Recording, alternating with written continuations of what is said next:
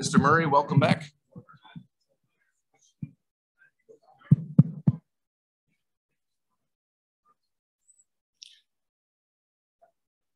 Good morning, everyone. Those of you who are at the last town hall, thank you for joining us again. And thank you for everyone for coming. Mr. Dubester.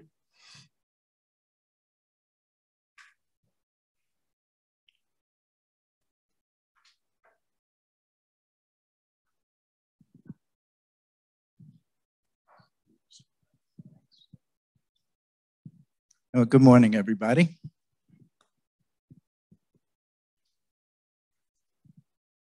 I want to welcome you to the second town hall meeting dealing with the tennis and pickleball project that we have a vote for during our annual meeting. What we're going to do today is we're going to talk about how pickleball started at Heritage Bay, a little bit of history. We're going to talk about the ad hoc committee that was recently put together to deal with the expansion of pickleball. We're going to talk about very briefly some general concepts of what is tennis and what is pickleball for those of you that don't play. We're going to talk about the scope of the project, the construction cost to build the courts. And then the most important part of the meeting is to hear from you people as members, how you feel about the project and if you have any questions or comments. And that's what I would hope the bulk of today is about. So let's get started. We're going to have Matt do we were going to have a professional tennis pickleball expert come in and do some speaking, but I think they were afraid. Instead, you get me. So we have Matt. Good morning, everyone. This is a discussion of how core sport programs are structured and operate in communities. And the thought of tennis and pickleball, they both thrive with league programs. These sports need league play to have a successful court sport program, as it brings in dollars for food and beverage within the club, as well as dollars for the particular sport, as revenue seen for lessons, equipment, and such. It adds that higher level of competitive play for our membership in both pickleball and tennis, and enhances the amenity. The first quote was given by Trish DePaulo, who is a local tennis and pickleball adult play coordinator in the area for several different communities. Outside league play for both tennis and pickleball enhanced the program. Racket sports are unlike other sports amenities in a community such as golf because parity is needed in regard to level of play to make the match enjoyable for the membership. Members can still have an enjoyable experience playing a round of golf with an individual with a higher handicap. And that's the difference between court sports and other sport amenities at clubs.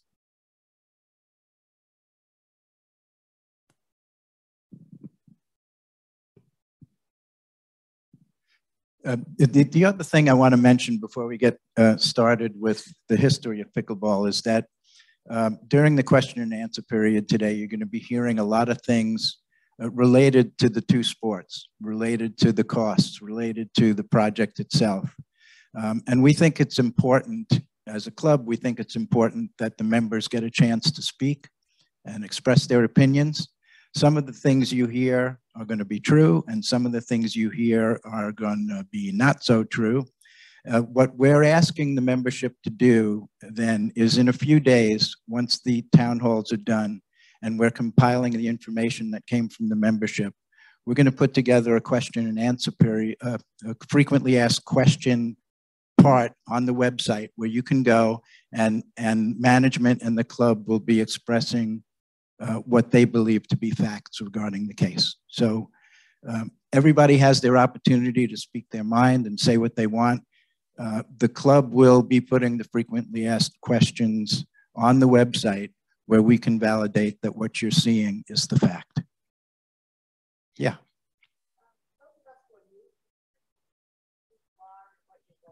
No, I'm sorry.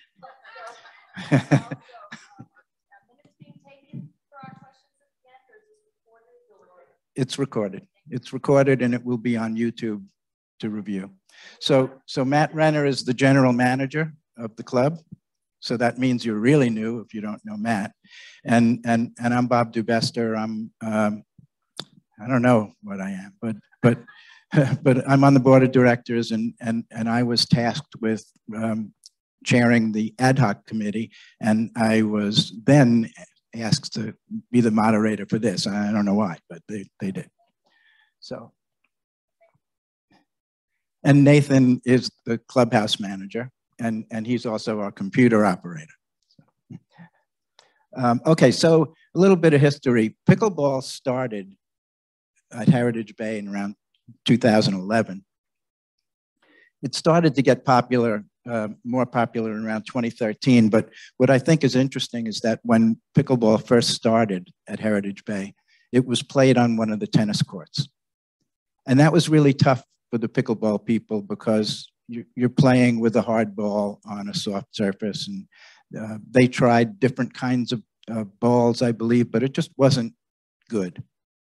So they used the better option of going into the parking lot. And they played up front by the entrance to the clubhouse. They played in the employee parking lot to the west side of the clubhouse. And everybody knows our parking lots are not level. There's drains, but they played in the parking lot.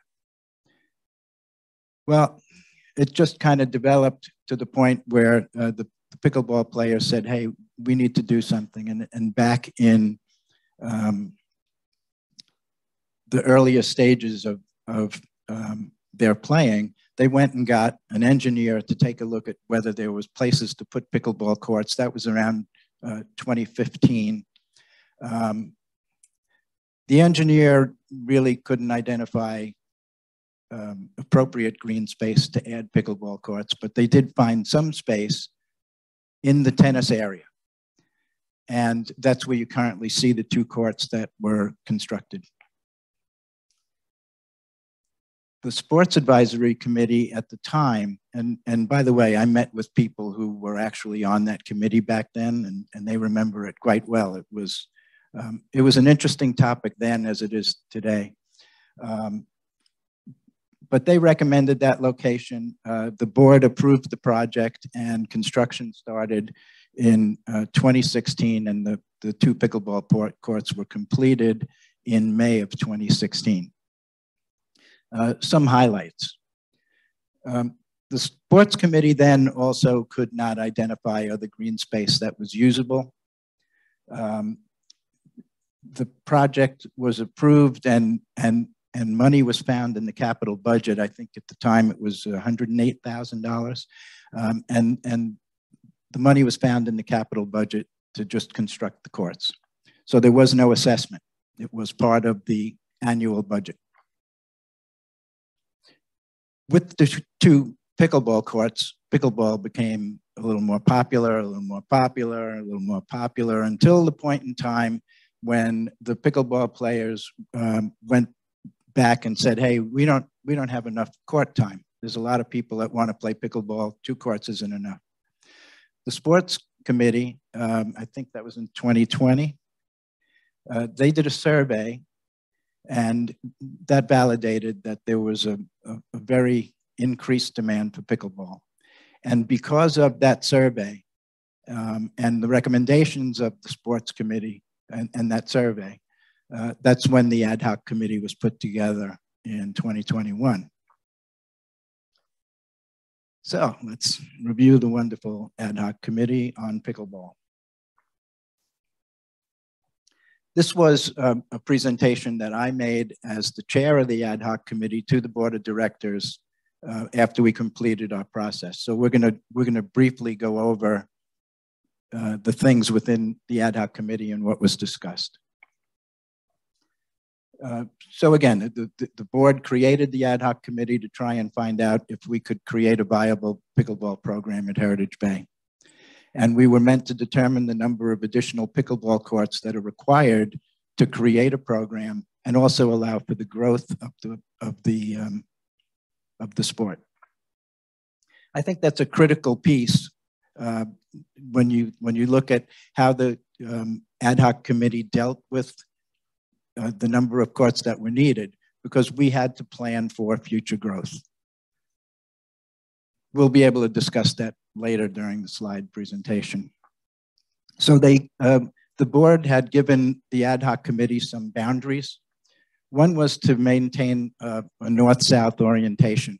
If you're not a tennis or a pickleball player, I'm not, so I learned this during the ad hoc committee.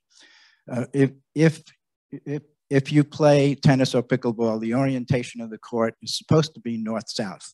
Has to do with the sun and all that stuff.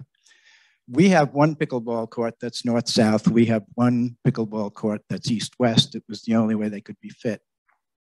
I think it's interesting because the east-west court gets plenty of use because there's shade. So it does get a lot of use. We needed to determine any unused green space. We need to identify if we could take anything from golf. And I know when I mentioned that in Wednesday's presentation, everybody went, take from golf. Well, you know, the concept was we have no green space, so can you create it? And one of the things we actually considered was taking a look at Pine 9, turning it into a par 3, making Pine a par 35, and have tons of green space to build whatever we needed. We didn't think that was going to be too popular, so we kind of sidelined that thought. So the other option was to take away from tennis. I think that's the proposal we're talking about with the resolution. Take away from the existing footprint. In other words, and you'll see some of the proposals that the engineer came up with. That would be building and parking lots and other areas that aren't considered green space. And the last option was to do absolutely nothing. That was considered too, but a very difficult decision to make. We were expected to complete the project by July of 2021. The committee, they gave me the designation of chair. I'll never forgive Michelle for that. And we wanted 2 representatives from each sport. So Don Flatt and Joe Connors represented pickleball. Kathy Fish and Phil Ludwig represented tennis. We had the chair of the Sports Advisory Committee, Terry McKay. We had my brother, Mike Dubester, who at the time was chair of the Long Range Planning Committee. And on a part-time basis, we were using Mike Herrera, who is an engineer from Grady Minor, and Michelle Anderson as president of the board, being part-time participants. The committee met 6 times. 2 of those times were with the engineer. The committee really was looking for a little more time to take a look at these things, but the board felt that it needed to be resolved quickly, and we really had to meet the July timeframe, and that was certainly one of the things that was important because we had to compress the time that we were working. So there was also some recommendations to build 2 courts on the west side of the entrance to the clubhouse in the parking lot. That was also not supported because when the pickleball experts looked at how many pickleball courts you needed for a program, they came up with a total of 6 or 4 more, and 2 just didn't meet the requirements of what the pickleball experts said we needed. So there you are. We needed 4 courts. That was for the current pickleball program and to expand in the future. Unfortunately, we could not reach consensus. The pickleball people felt very strongly about what they needed. The tennis people felt very strongly about their program and how they wanted it to operate. So we went back to the board and determined that there was no green space and that we couldn't take away from golf, and that left us with 4 options to present to the board. So option 1, I'm just going to do this because it's easier for me. Option 1 was to take 4 pickleball courts and put them in the parking lot and leave tennis as it is. So I'm not going to go into great detail with that, but the engineer had said that we could go to the west side of the fitness center, which is like right in front of where the cabana is, and take that parking lot and put 4 pickleball courts there.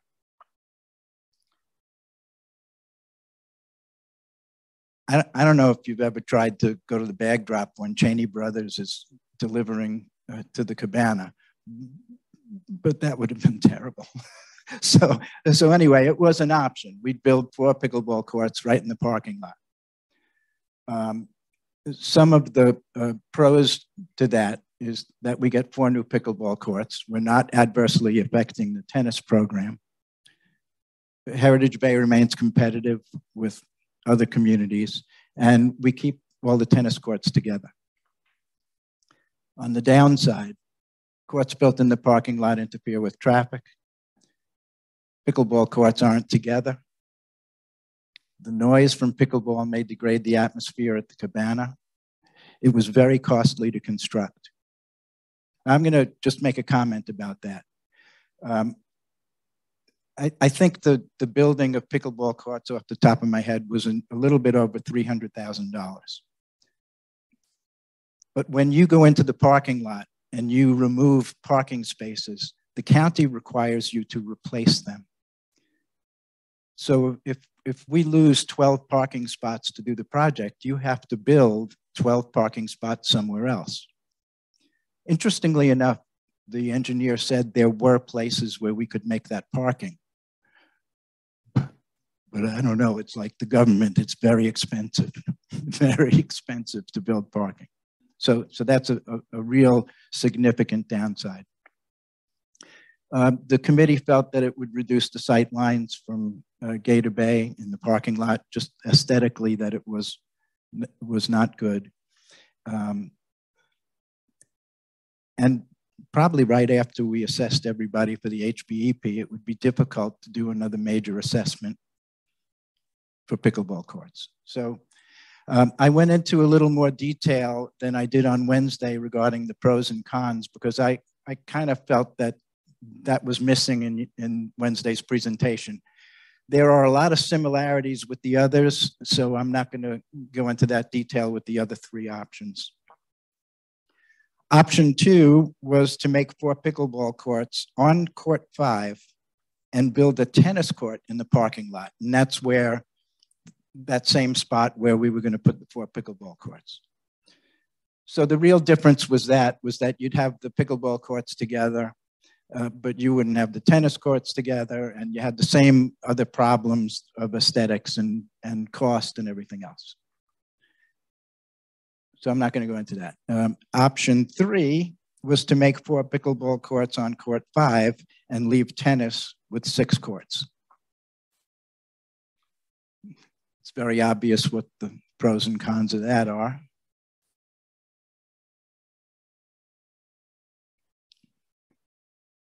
The option 4 was to do nothing.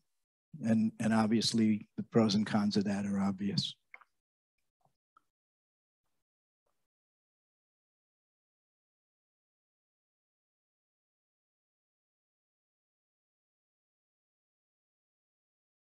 So obviously the committee didn't reach consensus on any of those options. We certainly felt that the options of taking parking was not only so expensive and disruptive to the aesthetics and the flow within the community that they were very difficult to agree to. There just isn't any green space to build. And I think it's interesting because, you know, a lot of times people say, gee, you know, we've got this spot and that spot. Well, a lot of the places that people think are viable are not, because we don't own it. I'll give you an example. You know, if you're here in the summer, when everything was closed because of Hbep, they put a barbecue out between Pine 3 and Pine 4, right there by the bathrooms. And that's a great place to put a couple of pickleball courts because it's a little bit out of the way. I don't know that the terrace people would be happy with that, but we don't own that property. It's just not Heritage Bay property. Is it Quarry CDD or Bonita Bay East? Okay, so it's not our property. We looked at between Pine 5 and Pine 6, when you're coming past the terrace parking lot, there's grass there and you could put a bunch of pickleball courts. Well, the parking is owned by the terraces and so is that grassy spot. So it's not owned by Heritage Bay. We certainly can't build on property that doesn't belong to us. And those are just a couple of examples of places that we looked. I'm being very diplomatic that the meetings were often passionate and lively. You might get a flavor of that today, but they were passionate and lively. It was difficult to get data. I know we've talked about it before, but when you try and identify demand for tennis or pickleball, that data does not exist. And we made the point that we're just going to assume that demand exists for both sports. So we gave all 4 options to the board and said, we can't tell you which one we think is the best thing to do. And then as a result of that, the board determined that we were going to do the option of removing 1 tennis court for 4 pickleball courts and put it out to a member vote. And by the way, the board felt very strongly that this was such an important decision. I mean, we're talking about reducing an amenity and giving it to another amenity, and we've never done that here before.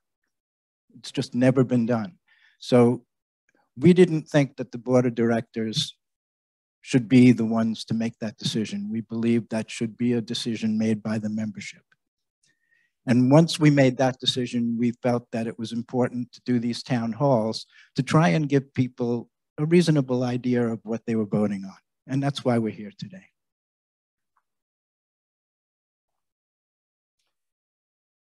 So Matt, I get a break. A well-deserved break, Mr. DeBester. Thank you. So I'm presenting the hard construction costs to permanently remove one of the Hartrue tennis courts to construct 4 pickleball courts. All of these estimates were provided by Richmond Courts LLC, which were the original contractors who built our existing tennis courts. Michael Herrera from Grady Minor, he's a project engineer. Acoustablock, they make the Acoustafence paneling for sound dampening, and Accurate Pavers for any paver leveling or paver installation that would be needed. You have the clicker over there. Oh, thank you. Thank you, Mr. DeBester. So here's the scope for court construction and demolition. Site work, the existing court will be excavated to reach 7.5 inches deep and regraded to the proper slope. The existing California corner will be converted into a square corner. The contractor shall grade the area where the pickleball courts are to be located. The site to slope in a single plane in one direction, east to west, towards the sidewalk on a 0.833% grade, with less than 1/10 of a foot tolerance. The constructed court shall have a profile of 7.5 inches upon completion. For court construction, the court shall be constructed of 6 inches of base rock compacted and 1.5 inches of virgin 59 asphalt. Net post footers shall be positioned according to the ASBA standards for pickleball courts. No bird baths, which are the dips in the court where water can collect, shall exist more than a thickness of a nickel in depth after 1 hour of rain in 70-degree or greater weather. For the court surface, after the asphalt's properly cured, overlay fiberglass will be applied on the surface. The surface shall be coated with Nova acrylic tennis court surface. The 4-coat system, including two coats of fortified acrylic resurface, followed by 2 coats of fortified acrylic color coats with a top coat of acrylic color. The color to be 2 tones chosen by the owner. After the surface is done, 2-inch white lines will be applied for proper pickleball play. And as you can see, go back one slide real quick, Mr. Besser, thank you. The dimensions of the courts, 30 by 60 for each court, which is the minimum for regulation pickleball play. And they can fit 4 of them on a existing tennis court.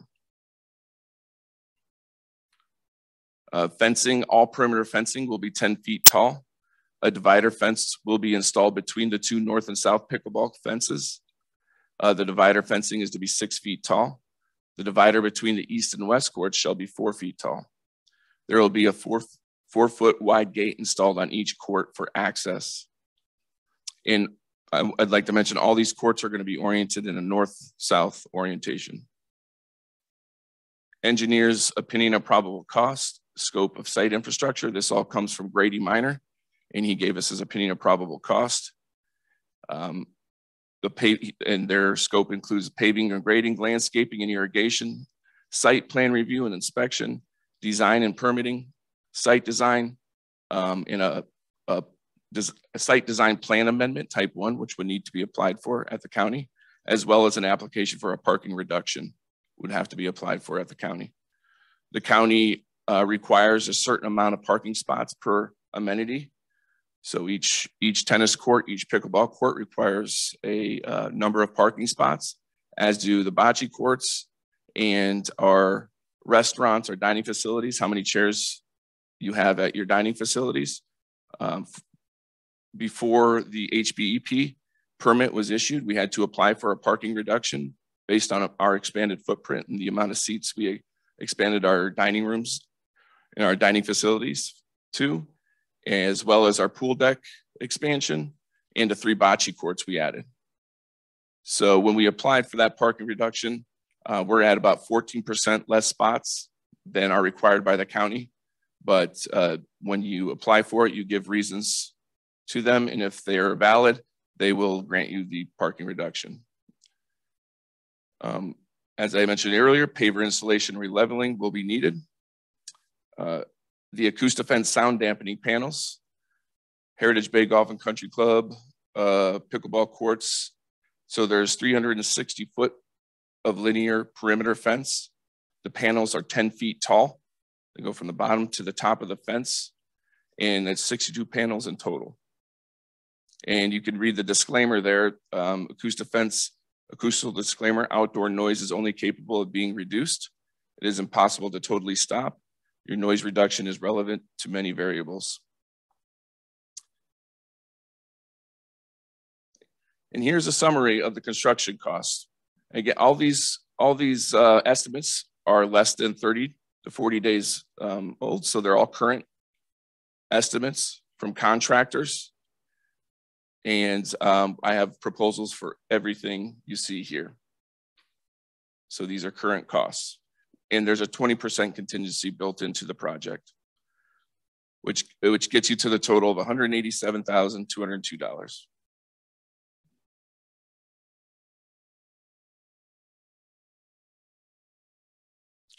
I just want to announce some the important upcoming dates for the annual membership meeting date and upcoming vote. On February 22nd, ballots will be mailed out and electronic voting will begin. March 23rd, votes will be tallied and announced at the annual meeting of the membership. And make sure you're fully informed and ready to make your voice heard. Your vote affects the future of your club. As Mr. Dubester said earlier, this is a vote to take away from an existing amenity to expand another amenity. That's never been decided here at Heritage Bay, so it's an unprecedented decision that the membership are making for this vote. In addition to these town halls, the club will provide information through the voting period via the court's vote page of the Heritage Bay website, which will go live Friday. Be sure to check this page for official club, frequently asked questions, video recordings of the town halls, and all other relevant information. And if you can't find what you're looking for, just let us know through the convenient online portal or give us a call and we'll point you in the right direction for any information. Thank you. Now for the fun part.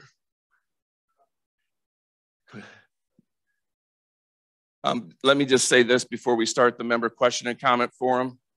Heritage Bay is among the leading bundle golf communities in Southwest Florida. I believe the main factor that makes Heritage Bay stand out is our membership, all of you who create a warm and welcoming environment and truly care about their community and neighbors. In that regard, we ask that during this forum, we treat each other with respect and by the following parameters. Nathan and Connor will have microphones. Abide by the 3-minute time limit so that everyone who wishes to speak has an opportunity. Nathan or Connor will approach a member. We're going to do one from each side. We'll alternate, and they will bring you the microphone when we call on you. We ask that you do not speak over your fellow member when it is their turn to speak, only one individual speaking at a time, and this will allow everyone's voice to be heard. If we're through all the comments, everybody was able to make their comments during their 3 minutes. If we have time left at the end, anybody that wants to make additional comments will be able to do so. Thank you. And with that, who would like to make the first comment? We'll start over here with Connor.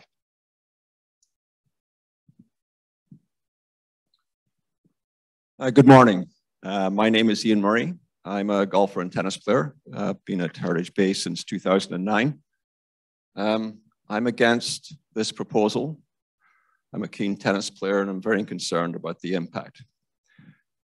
If you listen to the proposal today and you read the document that has gone out, it talks about constructing 4 courts, pickleball courts, on court 5. What the document does not discuss, and I don't know why, is the implications to court 6 of putting 4 pickleball courts on court 5. Because let me explain. In order to accommodate 4 courts on court 5, you have to take out the existing canopy and the seating and the water fountain that exists between court 5 and court 6 and replace it with a 10-foot wall. At the session on Wednesday, I asked Matt, what does that mean for court 6? And he acknowledged that court 6 will not be usable as a regular tennis court. Can I correct you there, Mr. Murray? I said it won't be utilized as much as it is now. Okay, that's fine, sorry. But the fact is that we won't have anywhere to put our gear. There's nowhere to sit. It's going to be hotter because of a 10-foot wall. It's not going to be usable and functional as a normal tennis court. So I don't understand why this proposal and the information that's gone out hasn't addressed this. It's one thing to lose 1 court. What about the impact if we lose 2 courts? And the response to that is, well, if you don't like that option, you can put the 4 courts on our stadium court, right in front of the tennis center. Well, what does that mean? There's no discussion anywhere in this proposal presentation this morning or the information that's gone out about putting 4 pickleball courts on our stadium court right outside the tennis center. There's no analysis, there's no costing. It's our championship court. It's where we, as a group, if there's a big match going on, we can watch the match from both sides. There's seating on both sides. We're going to lose that. The tennis staff, when they come out of the tennis center, is going to have no view of the tennis courts because they're going to be faced with a 10-foot wall. These are two awful choices for the tennis community.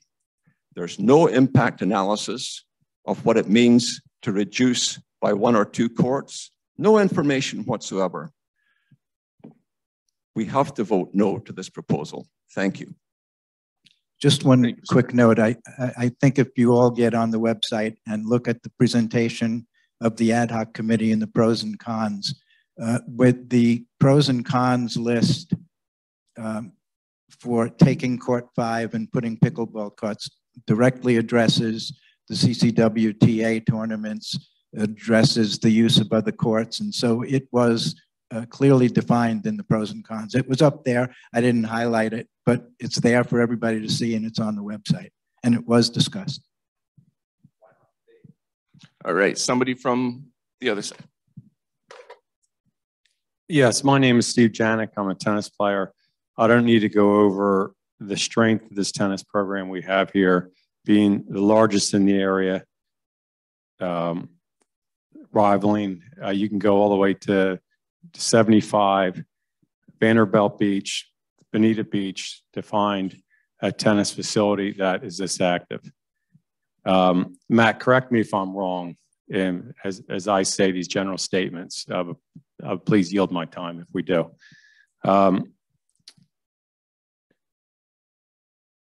There is, on this plan you're asking us to vote on, there is no plan. We see no plan of the courts. We see just a general layout there. As Ian said, we're not even sure what court it's going to be on. Best case scenario, as advertised, is $187,000 to build this. That's assuming we get a variance for parking. This will be the second variance we're asking for. As a developer, variances are very difficult to get unless you have hardship, and usually monetary issues are not considered a hardship. If we need a variance, it's going to cost, according to Matt, upward around $300,000. So it turns into from a $187,000 project to a $487,000 project. Mr. Janik, let me comment there. Okay. If extra parking, if we decide to build extra parking, it wouldn't be a part of this project. It would be a separate project. We would apply for the parking reduction for this project, but Collier County would not issue the permit, and we could not start this project if it was not approved first. So if we wanted to go forward with this project, if the parking reduction was not approved, then we would have to think about or plan for additional parking. So if I'm correct, if we had a plan for additional parking, then there would be another $300,000 spent. So I'm saying on the low side, it's $187,000. On the high side, with that other cost we talk about, it'd be $487,000. We never showed a budget for annual expenses. Clearly, if you have 6 pickleball courts, it'll be the larger actually than the tennis facility because, as Ian stated, we have a marginal court that leagues won't play on. And probably most people won't play on because of the detriment of that not having the same qualities we have now. Let's just say it that way. There will be, Matt said, there will be significant increases. I'm not going to go into numbers, but there will be significant annual increases to bring on this third program. The take, we're talking about 2 courts, as Ian said. Will effectively be down to 5 courts. If that happens, the pickleball community will essentially, at an equal community, have as 1 more court than we will. They'll have 6 total usable courts. We will have 5 total usable courts. There will be revenues that will be decreased from the tennis side, obviously, because we're reducing probably a lot of programs, probably a lot of leagues won't play here because we only have 5 courts they'll want to use. I'm not against putting more pickleball courts in, I'm against 6 pickleball courts at the expense of the tennis. We have other options.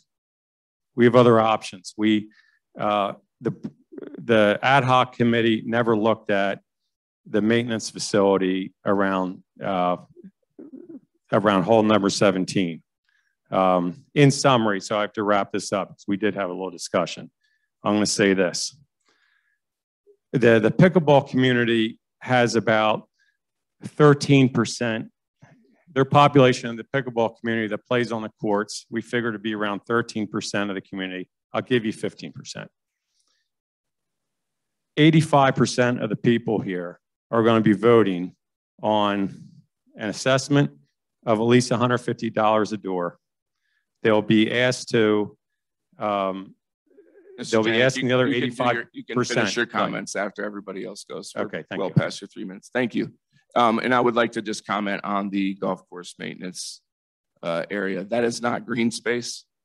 That is much needed space for our maintenance program for our 27 holes of golf and all the common area landscaping. It is an industrial site.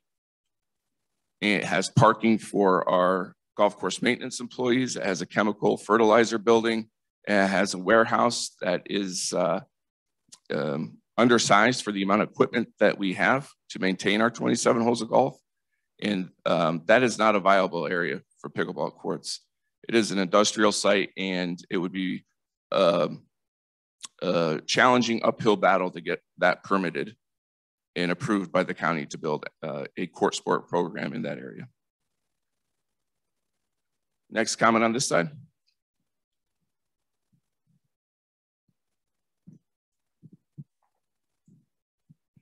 Yes, my name is Julie Lenhart, and I would like to ask a question about the noise.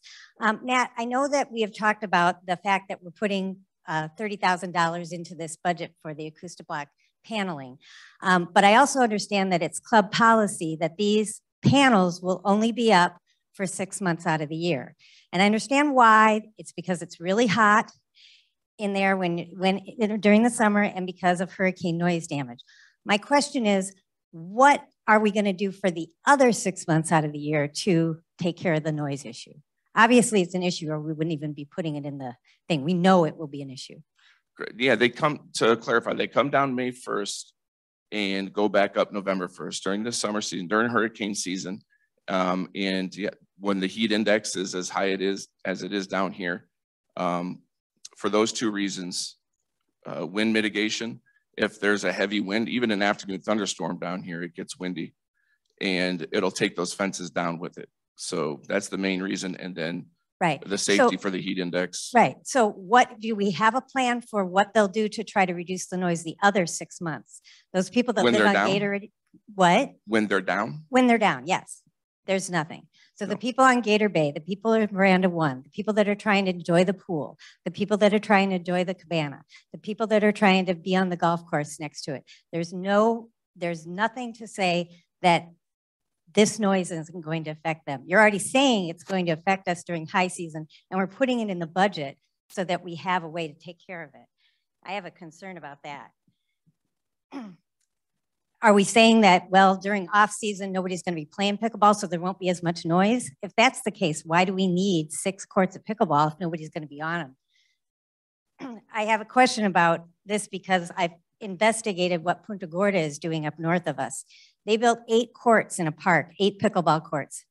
In the 5 years, they've had nothing but issues, and they've had to close 4 of the courts. They're sitting there unused because of noise, only because of noise. Do they have acoustic fencing? Yes, they do. Did they even tell the pickleball players they have to use a separate paddle, a separate ball that's softer, that's quieter? Yes, they do. Does that limit league play because it's not regulation to use that equipment? Yes, it is. Yet they're still having issues with the neighbor that's suing or planning to sue. I don't think the lawsuit's been out yet. Planning to sue because of noise he says is affecting his health. There's definitely studies out there that say this kind of noise, it's a high impulse noise, it's a high frequency noise, it's considered the most annoying noise to the human ear. So we've had people that are saying, there are studies out there from Stanford that say this kind of noise increases high blood pressure, increases stress. So you're leaving these Gator Bay people with no way to deal with it except to complain and to potentially put a lawsuit in. So who's going to pay for that? That would be us. Someone on Wednesday said, well, there's no lawsuits that have been filed that have been won by people complaining of pickleball noise. Well, Tinley law firm states that the nuisance created by this loud noise pickleball has resulted in various lawsuits and settlement agreements costing associations tens of thousands of dollars and has severely harmed many associations' financial well-being. This in turn is then passed to the membership by way of increasing assessments. So I'm concerned about that as well. Thank you for your comments.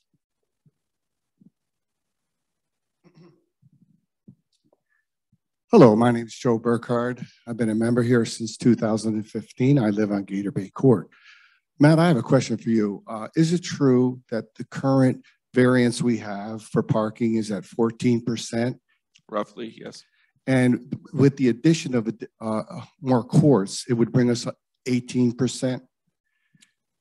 Yeah, 18 to 20%. The maximum Collier County will allow is a 20% parking reduction. Right. So do you have any reason to believe, since we are below the maximum, that we would not get approval for a variance and thus not need additional parking? Not at this time, but the county is the county. And they, right. But you don't believe that because we're not over the maximum that there's not, okay. Mr. DeBester, you were a member of the board, you are a member of the board of directors here. Isn't it true that the board determined through a very thorough evaluation that the tennis program would have little impact going from 7 courts to 6 courts? And as a result of that determination, the board passed a motion for a member vote to convert 1 tennis court into 4 pickleball courts. Is that true? No, the board did not determine that the tennis program would not be impacted by going from 7 to 6 courts. That was not true. Well, many of us were at the February 4th Board of Director meetings and recall board member Carl Heck state the following, that the tennis program will have little or no impact going from 7 courts to 6 courts. We also heard board members Tom Bava and Gary Grant make similar statements. Shortly thereafter, the board voted and passed a motion for a member vote to convert 1 tennis courts into 4 pickleball courts. So if that wasn't true, why would a motion then have made if the board did not believe the tennis program would have little impact? So as you all know, when the board is meeting, individual members of the board have the opportunity to express their opinions. And that's what the board members do. They express their opinions. At the end of those discussions, the board votes, and when the board makes their vote, that becomes the official position of the board. But the board did not vote and agree unanimously that by taking pickleball courts and putting them on a tennis court, that it would have no impact on tennis courts. That was not part of that. I agree it wasn't unanimous, but the vote won and was passed by a margin of 6-2. So that's a pretty substantial majority of the board did agree that converting 1 tennis court into 4 pickleball courts would not impact the tennis program. So that's how the vote ended up. I honestly have to tell you that the vote was not that it would have no impact. The vote was that that was the proposal that was going to go to vote. And I don't know if we... In the vote, in the position of the board, they did state that their position is neutral, as is management's. We are neutral on this vote of the membership. But, okay, that's somewhat contradictory. If they were neutral, why would they make a motion and why would the motion pass for this member vote? So I think that was discussed earlier too, when I had mentioned that the board does not want to make the decision of reducing one amenity to give to another amenity, and that we felt that that should be done by the members of the community. So if the board felt that this would impact the tennis community greatly, then the likelihood that the motion would have been made and passed would be reduced, correct? Again, we felt that it was important for the membership to make that decision, not the board. I think there's 3 comments out of the 6 out of the board members. 3 out of the 8 board members made a statement on the February 4th meeting. The minutes should be available for all of you to read. That's what was said. Secondly, the motion also did not state which court would be taken over. They left that up to the tennis community. Isn't that correct? We didn't believe that we should make that decision. We believed it should be left up to the tennis people. And the last comment about lawsuits, I hear this all the time. The only comment I'd say is for anyone to bring a lawsuit, they have to prove damages.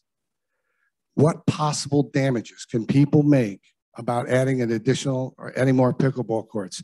You're not going to say your values went down. You can't say you don't have court time. Those are not damages, folks. Thank you. Just a comment, Mr. Burkhart, we're not attorneys, so we can't make that judgment. But we did consult an attorney who suggested that we bring it to a membership vote. I'd like to also comment that the February 4th vote by the board was just to approve the wording of the resolution. There was no decision or no statements that by the board as a whole that the tennis program would not be affected by taking away a court. Comment on this side, Mr. Pearson. Okay, Bob Pearson. I'm from Veranda 8. I'm going to put a different approach to what we're talking about today. You know, I don't dispute what Bob and Matt have mentioned, but what are we doing here today? What we're doing is deciding an up or down vote for the community. Who's the community we're talking about?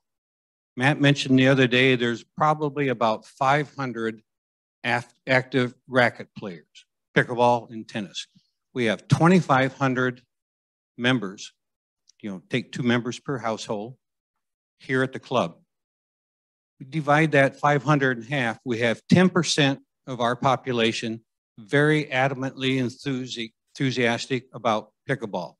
We have 10% of the population that looks at tennis as an extremely successful and viable approach to their activities. So what the board has done in saying, okay, we'll give 80% of the people to look at an up or down proposal. Let's put a little bit different information out to what has been presented so far. What the board did not do, what they did not consider.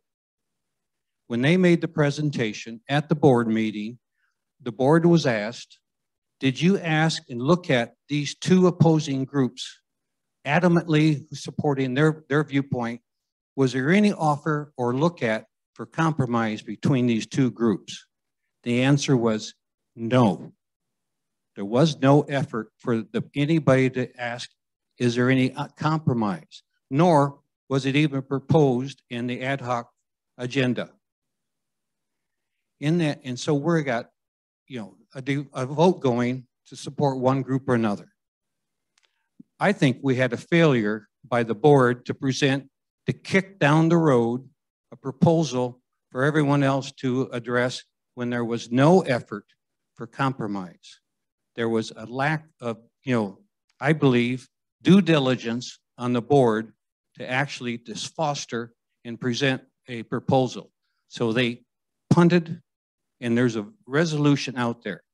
At that same board meeting, and every board member has their own opinion, one of the board members said in his support for passing this proposal on, there is no way that these 2 divergent groups would ever agree on anything.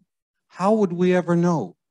How would we ever know? It was never proposed to those 2 groups. So you have a vote. Unfortunately, you only have an up or down. You don't have a vote to say, let's return this back to the board and see them do their due diligence on this. It's not going to happen. Vote to your conscience.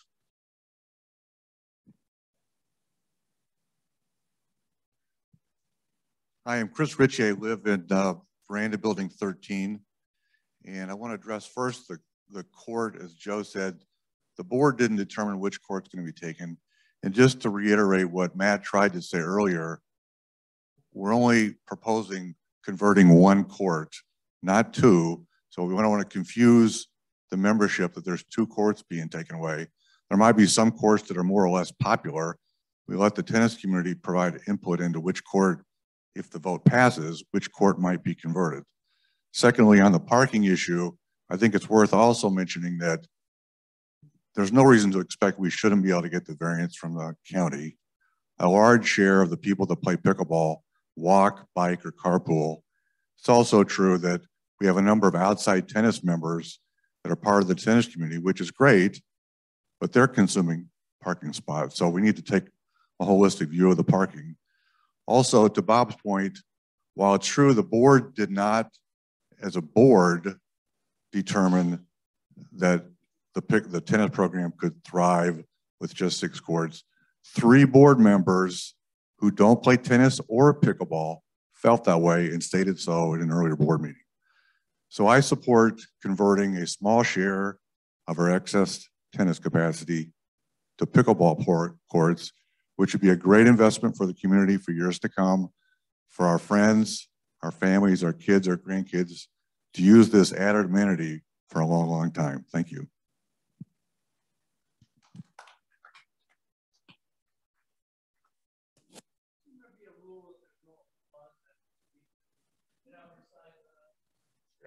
It wasn't one of my rules.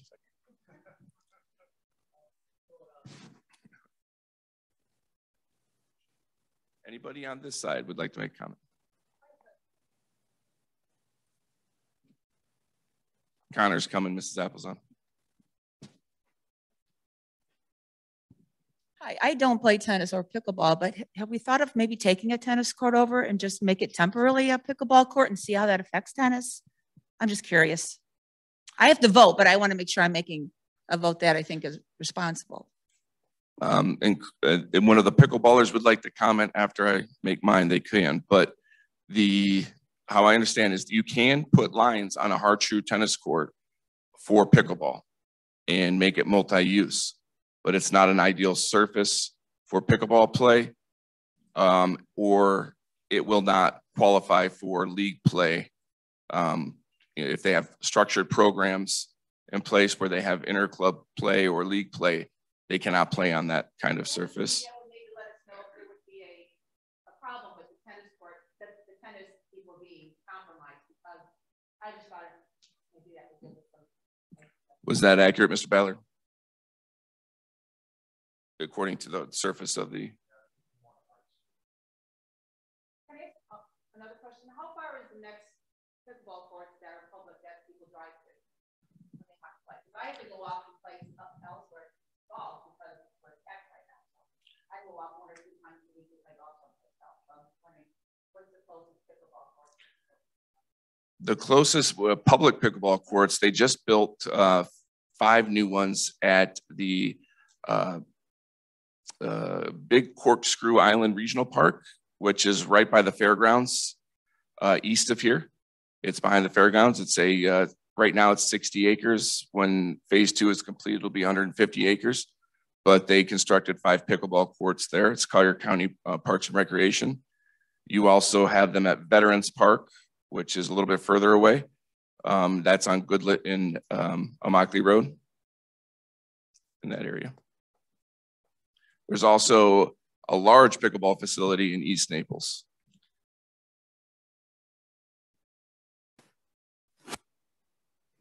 Hi, my name is Don Van Evenhoven. I live in Veranda 1. I've been an owner here for 7 years. There's been a lot of talk lately about an amenity being taken away from one group and given to another. I just wanted to kind of shed a little bit of light on a different perspective here. Those of you that do not play pickleball or may want to learn how to play pickleball or are interested in more to learn about it, you may or may not know that the online sign up allows one to sign up a week in advance, to the minute, I might add. So in other words, if you wanted to play next Thursday at 9:30, you had better been on your computer yesterday at 9:30 to the minute to sign up, as most slots are filled within 60 seconds. making it real obvious that there's a shortage of pickleball courts and a much higher demand than that. It was not an exception yesterday, as I was not able to sign or go on my computer at 9:30. So yesterday evening, I went on the computer to see what slots were available. When I signed in, this is what I found. There's pickleball round robins Monday through Thursday, 4 rounds, 1 each day. At my level, you're allowed to sign 12 people up per level of play. In other words, for the 4 days, there's 48 slots. When I signed in last night, 47 of those slots were full. In addition, there was 18 players on a waiting list. So 47 of the 48 slots were full. And again, this was last night, Thursday, a week in advance of when I wanted to play. When Susan Rudy reported the other day that we average 60-some pickleball players per day, that does not include the 18 of us that are on the waiting list. It's obvious we have a severe shortage of pickleball courts. With a 40-some percentage utilization rate of the tennis courts and an approximate utilization rate of 80% on the pickleball courts and a long waiting list for pickleball, the need for more courts is obvious. Yes, there is an amenity here being taken away from our Heritage Bay members, but it's those of us on the wait list for pickleball or the owners that do not play and don't get a chance to get started due to the lack of courts, or our kids or our grandkids that are looking for a fun, healthy sports and to do more with their time are the ones that really feel an amenity is being taken away. Is my 3 minutes up? Secondly, this is my final point. I know time is running out. When I walk in the morning, I see tennis-only members who do not live here drive in, taking parking places, take up court space, who do not pay the $10,000 we all pay to live here in HOA fees. I say to myself, this is just not right. I'm on a waiting list to play pickleball, and they, non-owners, drive in, use our parking places from other communities, and are really taking my place on those courts. Yes, this is an amenity being taken away, but I feel it's being taken away from the pickleball community.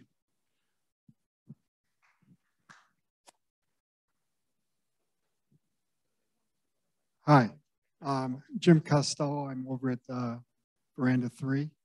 So the question that he presented is, everyone that plays golf lives with a Chelsea system, and I would like to play 3-4 times a week. I cannot. So we joined another club in order to satisfy that. Why not have a Chelsea system? Or I think you've tried it, but dismissed it. So what is the issue that occurred that you don't have that for pickleball? We did implement a reservation system, and it was Chelsea for court sports.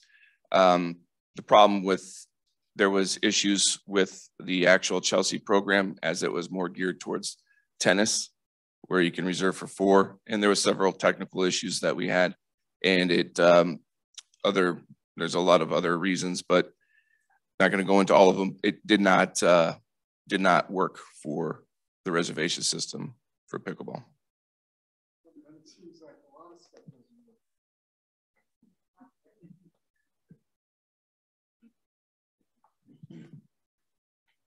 My name is Bob Gable. I live in Veranda 8, and this is going to be brief.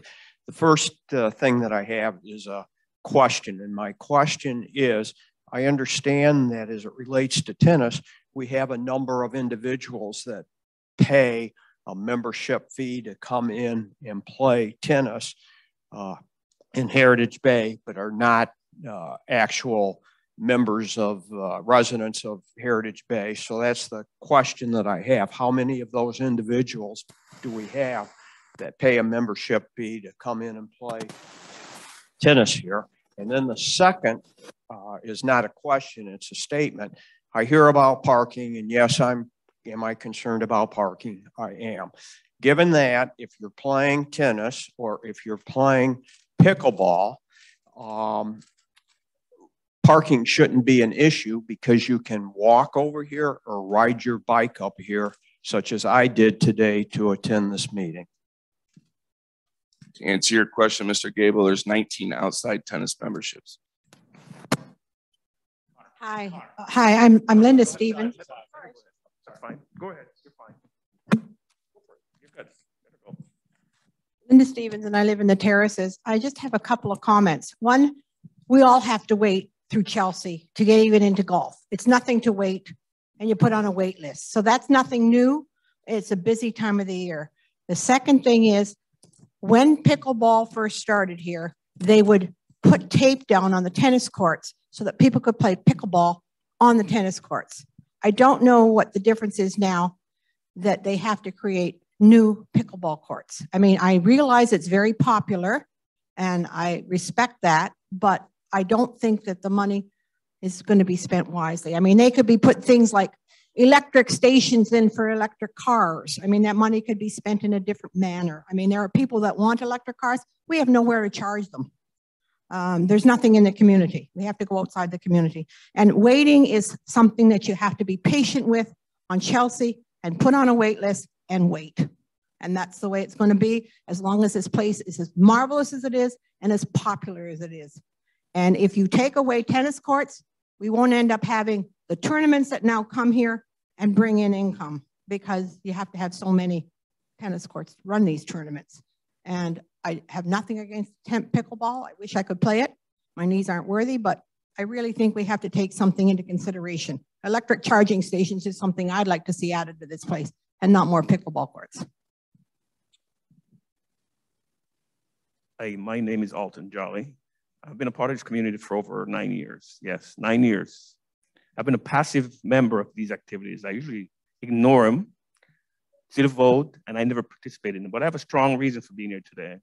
Because for the last year, my wife and I retired, and we've been spending seasons here, and I see the difference in season versus out of season.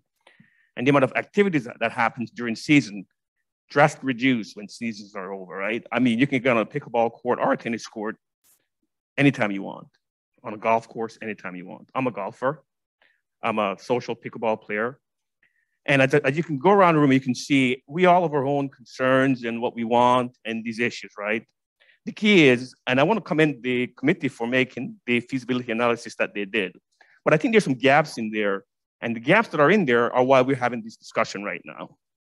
There's definitely a need for everyone to be able to play their activity when they want, right? I'm a golfer. I've been down here since January. I've had 3 tee times. I've been waitlisted every week. I've gone to River Hall, other courses I can get tee time. So as a golfer, I should be saying, where are the additional golf holes that I need to play so I can get active time, right? So we all have their concerns.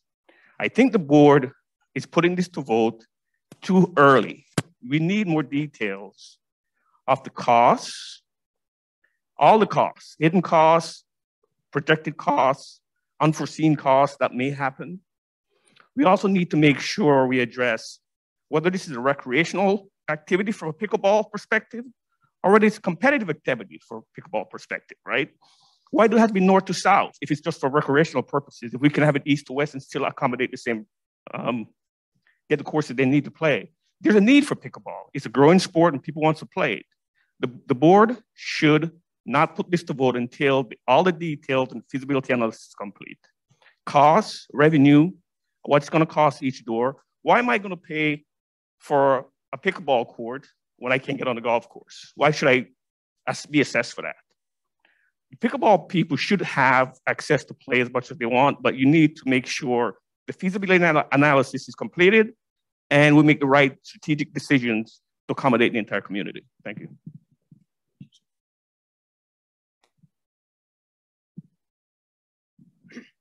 Hi, I'm Joe Sandello, a single-family homeowner here. This second meeting I've sat through, I've heard a lot of people talk about not having any dog in this fight. And after listening to all of them, a lot of passion, but almost to a man, every one of them and a woman, at the end of the day had an opinion, and they did have a dog in that fight. It's certainly an opinion. To me, the decision is going to be made, like everything else, by the people in the middle, the undecideds, the 80% who really don't have a dog in that fight. And I think those people are going to ask themselves the question, in my mind, what they should be asking is, hey, what is the best thing for this club? Is it to have pickleball? What is the financial impact, truly, without the passion of eliminating one tennis court and adding 4 more pickleball courts? And for those people, undecideds, or those 80%, as I heard, some of them will say, why should I pay the $150?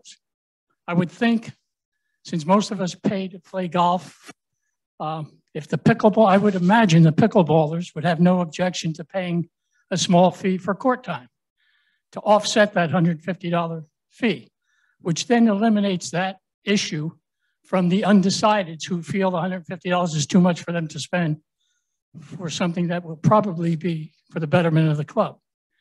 And I think that's what's been missing. In the 2 meetings I've sat through, there are 2 sides, but that large vote sits in the middle.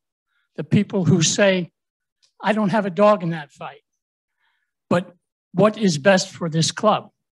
And I think that's what will motivate me. It isn't the $150. It isn't the tennis friends I have or the pickleball friends I have.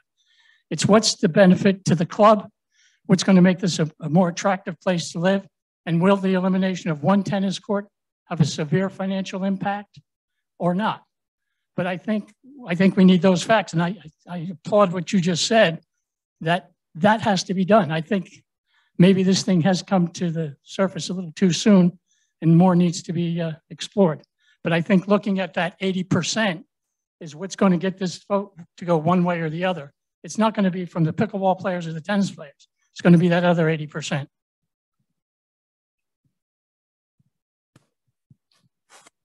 Good morning. Hope you can hear me okay. It's nice to see so many neighbors and friends here today. That's really encouraging to see that. My name's Tim Hunter. I've owned property here at Heritage Bay for over 10 years, and I immensely enjoy playing tennis here. I have great pride in the program and the facilities we have. The tennis program here is a treasure, and nothing should be done to diminish the tennis program here at Heritage Bay. I am definitely in favor of adding pickleball courts. I think it would be great, but I am adamantly opposed to destroying a tennis court to do so. Now, this vote coming up in these meetings that we've had, I'm a little confused because I feel like we don't really know what we're going to be voting on and what we're going to be providing feedback this week, these 2 meetings this week.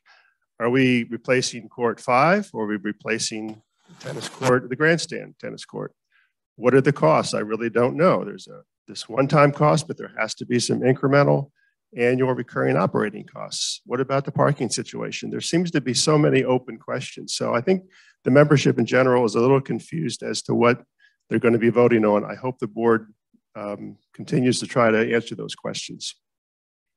But regarding displacement of court 5 or the grandstand court, both of these options are bad options.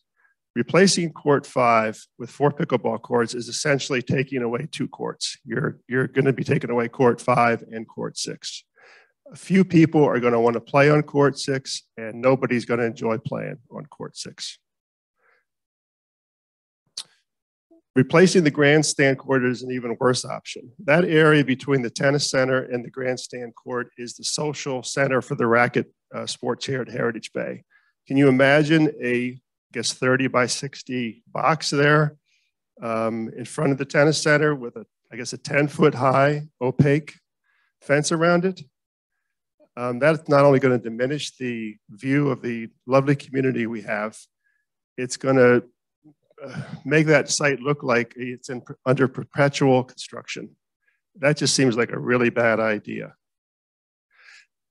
The master board here at Heritage Bay has been impressive the last few years, dealing with the simultaneous challenges of the HBEP and the pandemic. In my opinion, they were effective, worked well as a team, and did a really good job. But now somehow we've created this bitter adversarial situation, pitting member versus member, owner versus owner, pickleball player versus tennis player. Why was this ad hoc committee limited to the options of adding 4 courts? I still don't understand that. What's magic about 4 courts? Who says, based on what data? Apparently the wise person who determined that we must have 6 pickleball courts also apparently has the wisdom to know that we only need 6 tennis courts. Conducting these town hall meetings this week without fully defining the scope, which court we're taking, cost, parking impact has further divided the community. You can sense that in these meetings. I've been to both of them. If we must vote in March, I urge you to vote no on this project, but a much better course of action would be for the board to delay any vote and consider a broad range of options and fully understand and communicate the total financial and parking impact of the project. And what about other geographic options that have been suggested this week? Thank you. Just to wrap up, I recognize the need for the community, but we need to make sure we have the consent of the fully informed membership. Thank you.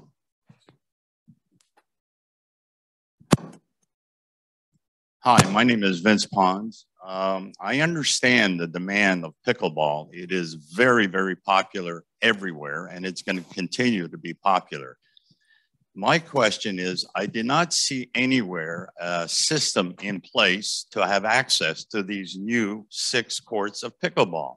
With the demand of pickleball, I don't think if you haven't got a system that it's going to help. And if it doesn't help, will the pickleball players come back to us and say, we need another court to, to have more pickleball to address the demand of pickleball?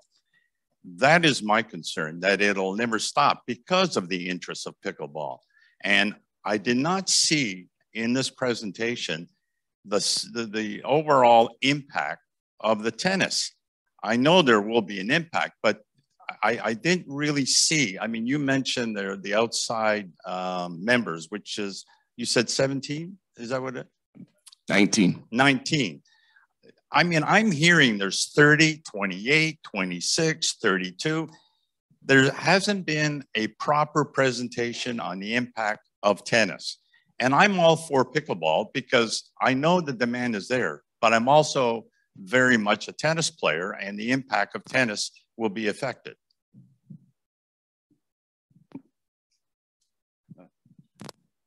Hi, my name's Charlie Kessler. I live on Gator Bay. I don't hear the pickleball noise. I don't hear it when I'm at the cabana because there's music playing. So I wanted to address the noise reduction. The Acoustic fence made by Acoustablock, and any of you can Google acoustablock.com. The new courts, as we mentioned, the current courts have 8.5 foot tall fences. Many of them were not up recently until yesterday, day before yesterday and today, because they had to clean them and refurbish them from some damage. So they are back up again. Those are 8.5 feet tall. The new ones are going to be 10 feet tall. They'll surround the complete courts if the vote goes through, resulting in a 50% reduction in noise 10 feet outside of those fences. And you can go to Acoustablock and look up and talk to the folks at Acoustablock. You don't need the material. They're 100% recyclable, et cetera. Second thing I want to address is league members. You said there were 19 outside members that pay. We also have the leagues, and in the leagues, there are 119 league members that are not Heritage Bay residents. They come in, they pay their fees for the league, $10 to $30. They park. That's pretty inexpensive parking to get to play on a great tennis court for 119 non-Heritage Bay members. The other thing is a lot of us do go play at Veterans Park already because you can't get on the pickleball courts. So you drive down to Veterans and play and try and find a court there. You find what time of the day you can do that better also. I think the other thing about, again, and I understand it'll be up to the tennis community to decide if the vote goes through, which court to take. And if we have these great courts, and if the demand is there, people are going to want to play on that tennis court. I'm hearing all these things, oh, we can't play on it, we can't do this. But you know what? If the demand is there and you got 6 courts, it's going to get played on if they really want to play tennis. That's my several points. Thank you.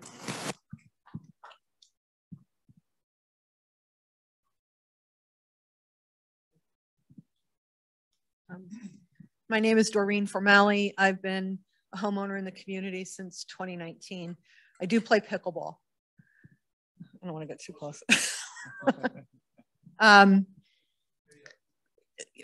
The growth in pickleball is exponential.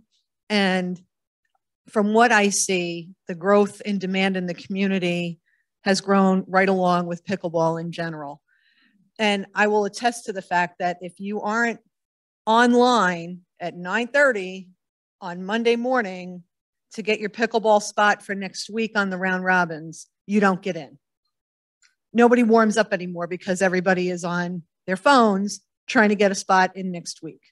They tried the Chelsea system. It was a disaster. And I don't see anything in the plan right now for how that's going to be handled if we do have more courts, or how we're going to resolve the existing issues if we don't get new courts. I also would like to understand what the impact of the ongoing maintenance would be for the new pickleball courts and the existing ones versus what cost savings we'll have over maintaining a hard true tennis court. I didn't see that in any of the presentations as well. And the only other thing I would like to add is, as a resident who pays annual fees in the community, I don't want to put the needs of outside people coming in for tournaments or outside tennis members above the residents who pay the fees in this community. And one sport really shouldn't take precedence over another. And if we're going to implement fees to play, I don't see the lady that brought that up. That's a slippery slope. One sport should not have to pay a fee to play if all don't. So that's my commentary. But I would like to understand the maintenance costs of the pickleball courts ongoing versus the cost savings of the tennis court. Yes, sir. Testing, okay. My name's Andy Ash. I'm a resident in Heritage Bay, 2 different types of dwellings since 2016. I am a year-round resident. I do think sometimes year-round residents might have a little bit of different takes on these issues than the people that just pop in for 3 months or 4 months or whatever. But you decide. I'm not going to tell you how to go on that. It's not pleasant or fun to be up here speaking on this issue, but it needs to be done. Like many people, our family's saddened and discouraged about the divisiveness, which a lot of people have talked about, the pickleball expansion project issue has caused and is continuing to cause in our community. A compromise with maybe adding 1 or 2 pickleball courts, as several speakers have talked about, would have been the best solution to this problem. However, the HB board has decreed that there will be a vote. And you decide whether it's time for that or not. At the outset, it should be emphatically noted that this board action was not unanimous. Some board members thoughtfully dissented, citing need for compromise, hastiness of this decision, and need for further study, such as by the Long Range Planning Committee. And you've heard other speakers mention that too. This vote now is ill-advised since it's too soon and not adequately thought out. Does anybody remember the first HBEP vote at Heritage Bay? It was not well planned. There was a shortage of communication. There was overreaching, and the first proposal was defeated. It passed the second time around. Okay, the pickleball proposal suffers from the same problems. This proposal was rushed through, the board stating that it was tired of the pressure on management and tired of the pressure on the board. Okay, let's be realistic. Heritage Bay is not the same as other communities. We don't have the space that other communities have. It's not anybody's fault. That's just reality.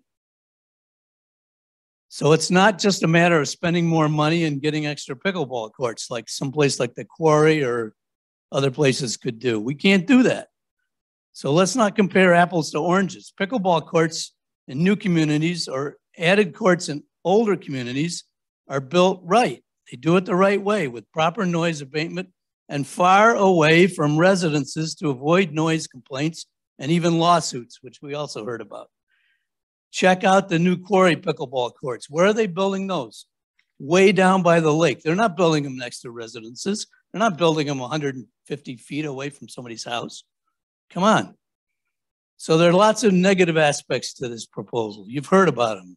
First and foremost, the proposal, if passed, would take away one amenity, tennis, to give to another amenity, pickleball. I think that's the biggest negative aspect. How am I doing? Okay. Okay, I got to finish this. Okay, so cost, you've heard about that. There's going to be a lot more expenses, future expenses. You know, there's this 150 we're talking about, that's not the cost. It's going to be way more future expenses. Okay. Thank you, Mr. Ash. Sorry. You can make your comments after.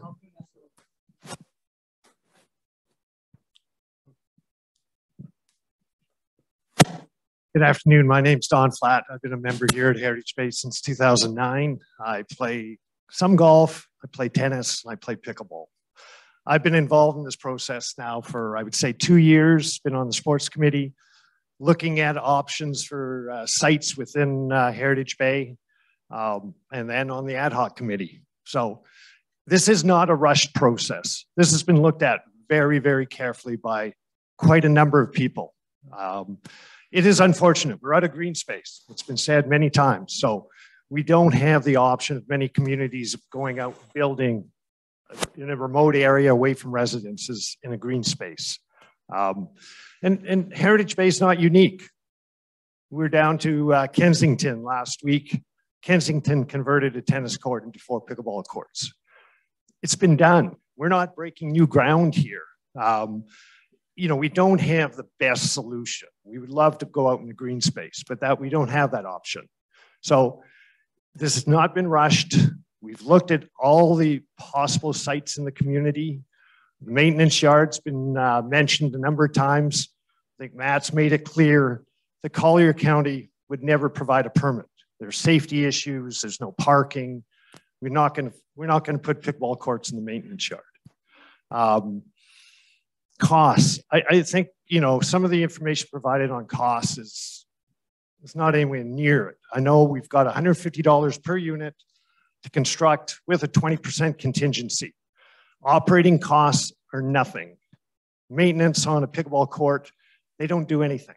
I've been on the pickleball courts first thing in the morning, in the afternoon. There's no maintenance. At Kensington, we talked to the director of court sports. He said, it doesn't cost us anything to maintain our pickleball courts. We know they're out on tennis courts, they're brushing them, they're sweeping the lines in the morning before league play, before tournaments.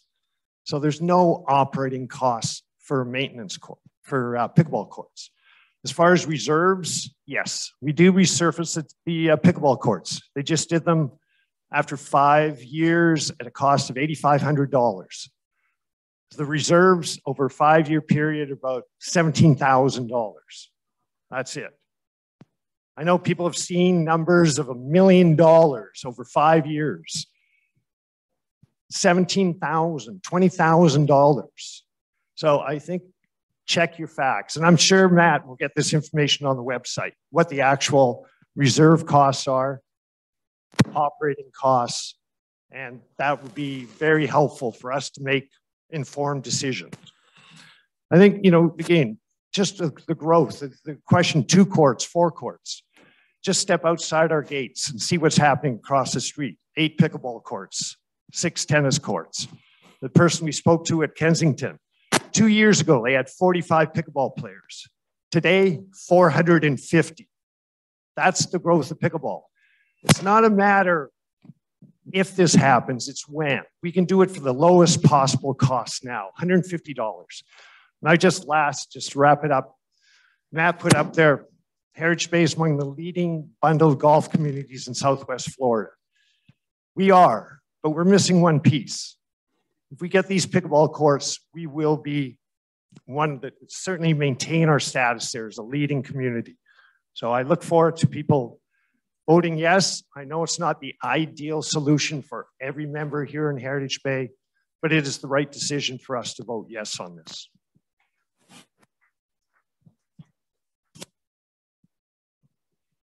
Hi, my name's Norge Mastrangelo, live in Coach Homes, been a member here for 10 years. Don just summarized what I was going to say about the cost. So for the people who don't play tennis and don't play pickleball, really look at those numbers. It's a one-time assessment. The only maintenance that's done on these courts are by the pickleball members themselves. In the morning, we get a broom and a squeegee. I have never seen the courts blown. I've never seen anything done with those courts except by the pickleball members. And every 5 years, painting is minimal. So please look at the cost. Those numbers were outrageous that were put out there, $1 million. That made no sense whatsoever. As far as noise is concerned, if you look at the number of hours that people play pickleball each day here, let's assume they play from 8 till 8 at night on 2 courts. That's a total of 24 hours that are used for pickleball. If we expand to 6 courts and reduce the time you can play there, just for noise reasons, let's say we go from 9 to 6. That's going to actually reduce the amount of time on the courts, but as far as, you know, not being in the morning and being at night, but it'll increase the amount of play time by 225%. So we can actually reduce the time we play, so it's not noisy in the morning, not noisy in the evening, but still increase the amount of time we can play on the courts by 225%, which would actually help everyone. You heard the problems with trying to sign up at pickleball. It's outrageous. You can't even get on unless you're there for, for 1 minute a week before to get on the court. So reduce the time. I think one community of several communities, I Googled this, did the same exact thing. They reduced the hours of play, but increased the courts, so it solved the problem. As far as litigation is concerned, one member mentioned something about litigation. What she didn't mention was that the reason they were sued was because they put these courts in areas that were non-recreational. They turned them into pickleball courts, but not in the recreational area. We'd be adding pickleball courts to the recreational area, not outside the recreational area. And I can tell you that it's real difficult. It's really easy to say I'm going to sue, but it's real difficult to get in front of a judge with something that really doesn't make much sense at the end of the day. And it can cost a whole lot of money to do that. So when you buy a home or rent a home or have a condo next to recreational areas, you're going to assume there's going to be some noise. And I understand that, and that's why I think by increasing courts, we'll actually be able to reduce the hours of the day that we're on the courts and keep the noise down. Anyway, for those of you who are non-pickleball players and non-tennis players, I'll be your friend if you vote for pickleball expansion.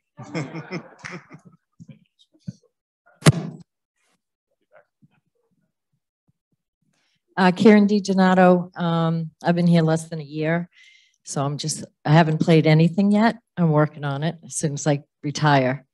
As far as the vote goes, you're either voting yes or no to remove a tennis court. So everybody needs to understand that. If you vote no, I say that it will send it back to the drawing board and come back with other options. We did not get to vote on options. The board voted on the options and then just presented the one that they felt would best serve the community.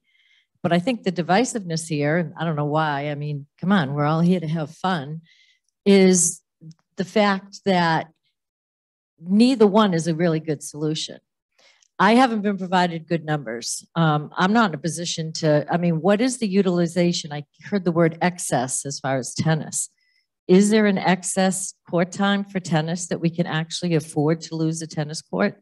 I haven't seen any usage numbers that answers that question. If we are going to impact the tennis program at all, then personally, I wouldn't vote for this. I would send it back for another solution. I haven't seen any of the loss of revenue. I've read at one point that there is a tournament that won't come for tennis if we lose a court. What is the loss of revenue for people who pay for membership to come in? I haven't seen any numbers that are going to tell me which way is the right way to vote. I'm hoping you will put all of that up on the website before anything comes to a vote. So you just got to remember, you're only voting up or down as to whether you're willing to lose a tennis court. We're not voting whether pickleball is more important for tennis. We know pickleball needs more courts. They've said 4 courts because we're looking long range. We're not looking short term. We're looking to pickleball could become a tournament program here, which is additional revenue to the community. So that's why 4 courts. But if we vote no and we send it back for long-term planning, then we might find that we literally can't do 4 courts. It has to be 2. Maybe there's another place for 2, but at least you're enhancing the pickleball. I'm hoping to play, but it's seeming pretty, pretty dreary for me to even start to learn to play. One question, what's the scoop with the parking lot down near the gate? That land belongs to the CDD, that parking lot does. What's the CDD? It's Community Development District. They maintain all of our storm drainage and our lake banks throughout the community. So that's more land that we don't own. Okay. Correct. I was just curious on that. So personally right now, unless I see numbers that show me that tennis will not be impacted at all, and I'm hearing various things, but this is people's opinions. I'm not seeing facts. I need to see facts. And if I don't have facts, then I'm not going to vote for this.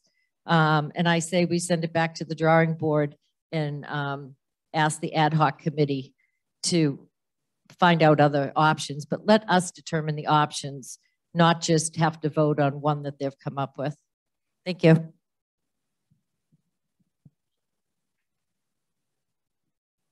I'm Mike Applezon. I'm in single family homes. 2 things. One is I've heard that one player played 130 times over 90 days and another player played 110 over 90 days. Is that correct? Pickleball. On the pickleball courts. I don't know. Management or the board didn't present that data. Okay.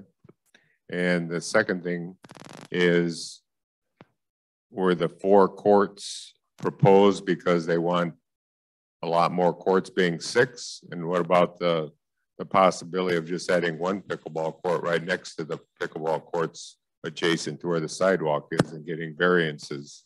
And that way you don't disturb any of the tennis courts.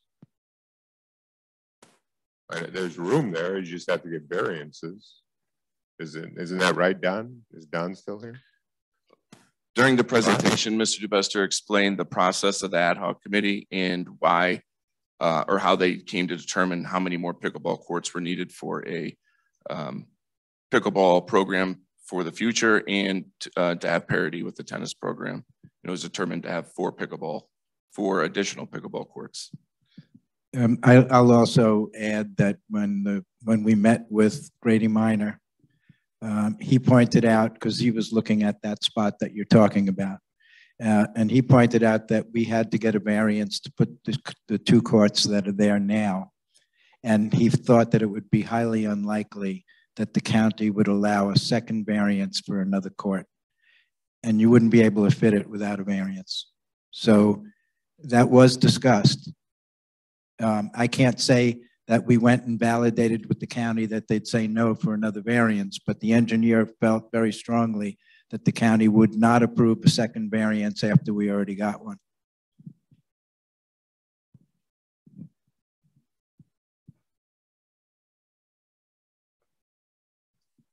Hi, my name is Carol Lisson. I live on Smokehouse Bay. If I answer someone's question, can it be separated from my time? Because you had the question about playing pickleball on the courts to test it. It's a really good question. When we did play on the tennis courts, it was very difficult because you need portable nets. You don't paint the lines on, you roll them on. My husband and I would find out who was playing. We would run over there, get the nets set up, line them up, and we had to put the nets away ourselves or teach people because the grain really was difficult on portable nets. So it's a great idea. It's an impractical one, but it's a great idea. That's how we got started. We do have people playing outside, many people playing outside. We do have people being patient. I wish Linda was here to hear that. We're not trying to be greedy. We're trying to serve our community.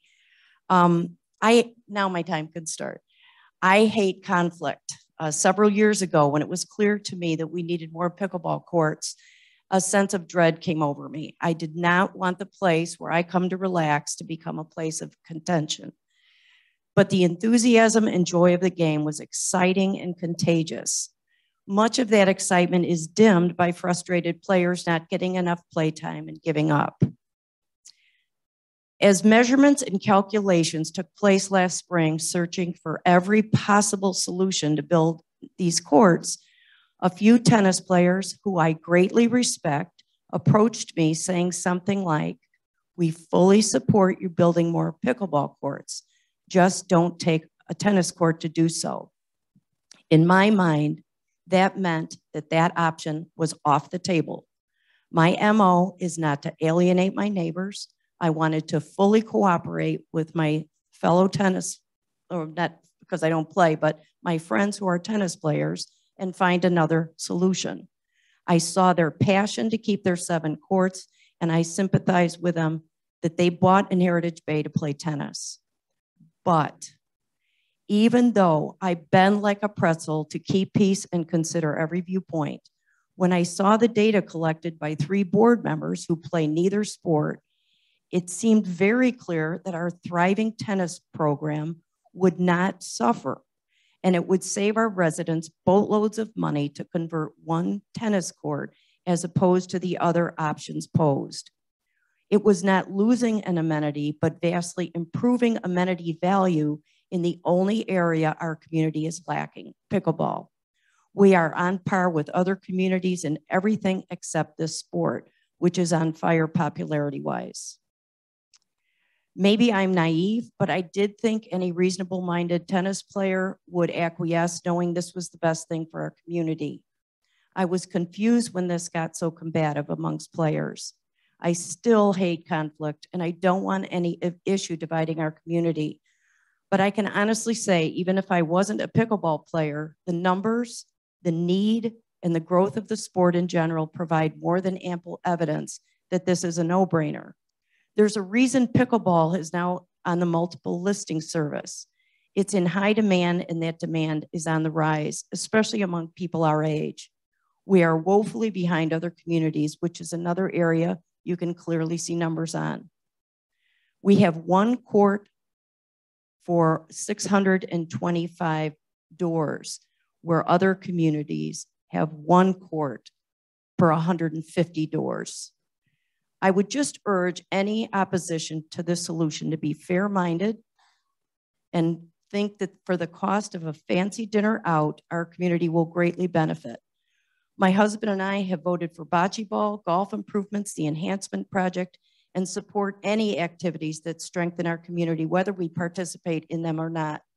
Finally, the cohesiveness and attraction of a community lies in the relationships built there. Pickleball is a relationship building sport. It's fun, it's competitive, it's social. Men and women can play together, and many friendships are forged. That helps everyone.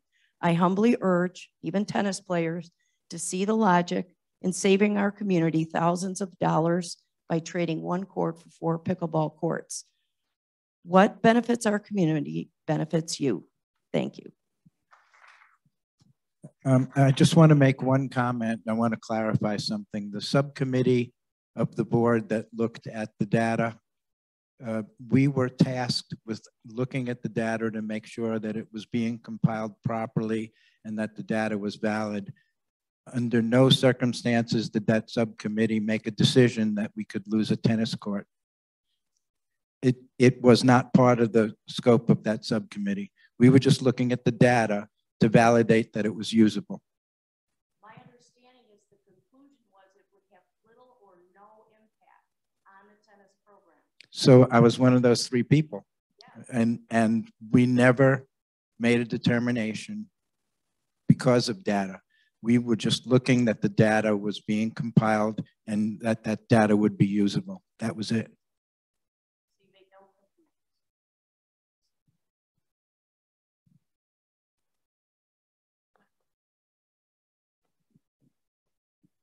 My name's Margaret Ash.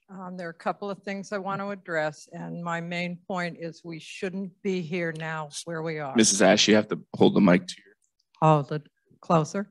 Is that better? That is. Okay. First of all, the cost. Matt, isn't it true that for the next budget, you have approximately 100,000 added to the budget for pickleball if these 4 courts go through?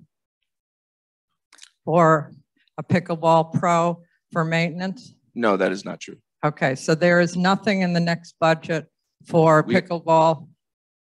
Okay. We have not how about started the budget reserve? process for How about 2023. reserve funds? There's nothing in the about reserve funds over the next 5 years for the addition of the new courts?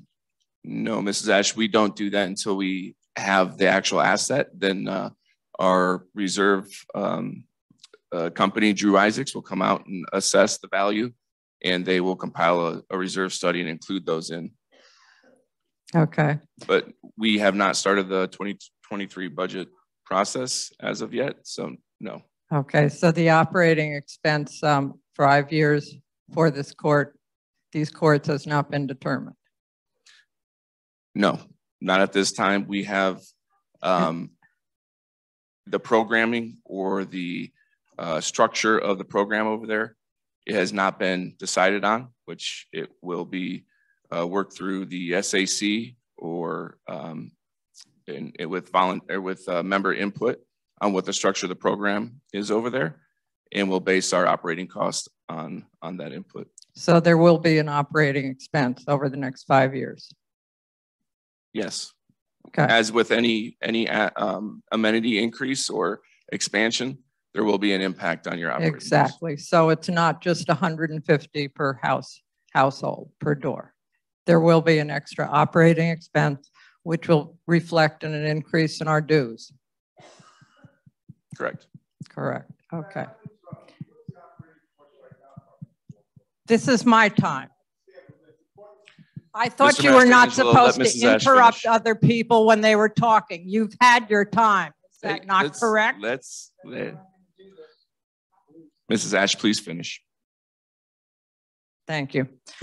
Back in July, when the ad hoc committee came to the board, there was a resolution made, introduced by Tom Bava, that we would look at the impact on tennis and pickleball from October through March. We would instigate the Chelsea system to see what the truth was in these people that have played 130 times in 3 months pickleball and are taking up so much of the pickleball time, which is why the casual pickleball player, as we've heard, has so much trouble getting on. The Chelsea system was instigated. My neighbor who plays twice a year, when her kids come down, said she tried the Chelsea system, had no problem with it. Now, this is where there is a lot of complaints by the other pickleball players. They went to the board. Well, in July, the vote was no action to be taken. Correct, Mr. DeBester? No action taken on adding new courts. We would look at what the impact was to tennis and pickleball. The ad hoc committee's recommendation to the board was that we couldn't come with consensus. We gave them the 4 options that we reviewed and gave it to the board to look at. And the board said we would not take a vote back in July. So comes the fall, and there's a lot of complaints from certain groups, namely pickleball. And come December, all of a sudden, we're going to put this up to a vote. Why? I'm hearing from board members that we were tired of getting all these complaints. Management can't do their work because of the complaints. So we are now in this position because of a small group of people. Are we going to let Heritage Bay be run by a small group of people? Let them tell us what the whole community should be doing? That's not the way I would like to see Heritage Bay run. Thank you.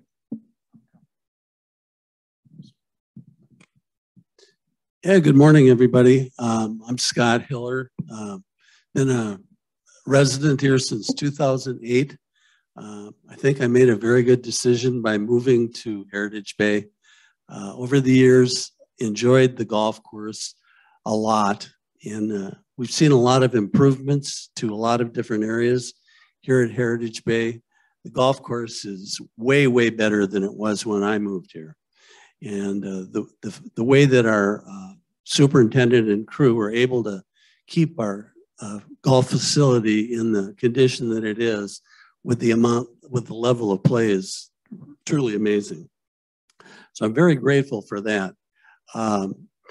We were very strongly supportive of the improvement projects. And now that we have the big one done, we are delighted. It is so nice to have two new things in our community where we can go to socialize and dine and enjoy time with friends and everything. There is one thing that we seem to be lacking, and we've been talking about it here all morning. Basically, we're underrepresented in the pickleball area. We have the 7 tennis courts and 2. Somehow or another, 6 and 6 sounds to me to be a lot more of an equitable assessment of the space available type of thing. I just want to make one comment about golf. I used to play 3 or 4 times a week. I've cut way back on my golf time since I got into pickleball. I play pickleball 4 or 5 times a week. 2 or 3 of those are off property. I have to drive to Veterans Community Park to play. And they had a thing here a week or so ago about introduction to pickleball. And I understand that there was around 20 people that showed up. Everybody loved it. They had a lot of fun. You know what's going to happen if we have 4 more courts? It's just going to explode in this community, just like it has all over the country. And when people are playing more pickleball, they will do what I've done, cut back on your golf, which will make more tee times available for everybody else. And we all know how hard it is to get on the golf course when we want to. So I strongly urge everybody to take the long-range view for our community. We need pickleball. There's no point in kicking the can down the road any further.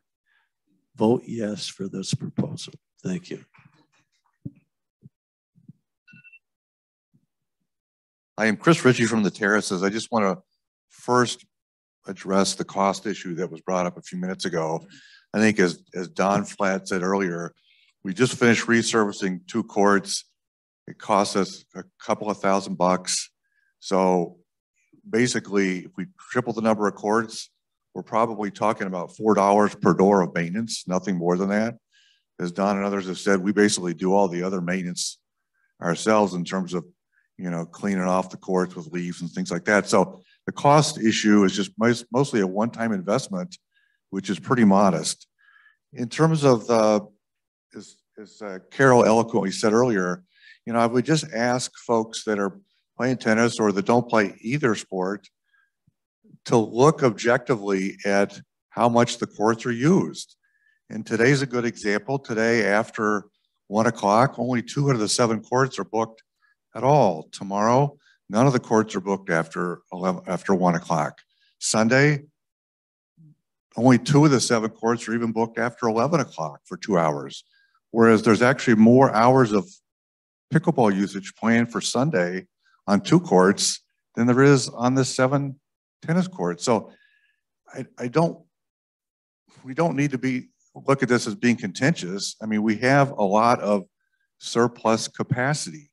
Is it always, the tennis courts for sure are relatively busy 8 in the morning or 9 in the morning until, you know, 1 in the afternoon.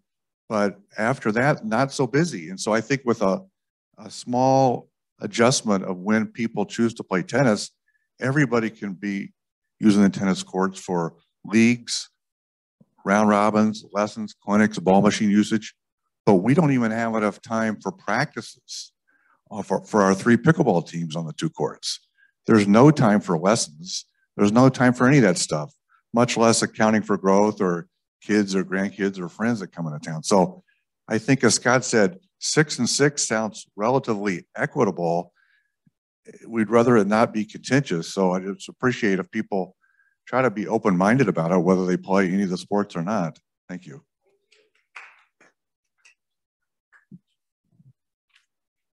Okay, a couple things I just want to answer. First of all, the Chelsea system did not show data if that's what they were going after. You could only sign up 4 people. And as pickleball players, we have to sign up 6 people because there's so many trying to play. There was no wait list, and it was very cumbersome, and it was not usable at all. And if you look at it, there are more people daily, and I do have the hard data. I've spent hours on it every night, taking screenshots, making lists, and figuring out who's a resident, who's not a resident. And if I averaged it, there's 42 people from Heritage Bay playing tennis daily compared to 58 people trying to play pickleball on 2 courts. I wouldn't go this direction if I thought we were going to hurt the tennis community. And I have some screenshots of this week of the signups for both. And you can see after 12 o'clock, the tennis courts are empty for private court usage. And it's not just a small group of people that are trying to do this. You just have to open your eyes and look at the whole country, and especially Naples. Someone read some communities, I think he read 9 of them, that had less pickleball courts than we do, or more tennis. I could read you a list of 28 communities in Naples. I'll give you one example that's very much like Heritage Bay. They have 27 golf holes. They have 1,297 doors. They are now up to 14 pickleball courts because of the demand. It's a wonderful, wonderful, fun activity. And we all want Heritage Bay to be an active, vibrant community. It benefits us all. So I hate the contention. Have you ever heard the term "not in my neighborhood"? You know, things you think are good for the community, but don't put it in my neighborhood. And that's what I almost feel like. You know, when we look at the hard data, everyone can play tennis as much as they want to. The leagues can continue. And if they want to continue with outside members, they can. There's a small number, but when I looked at the data of what I was collecting, 21% of the people on the tennis courts during the day are from not in our community. Thank you.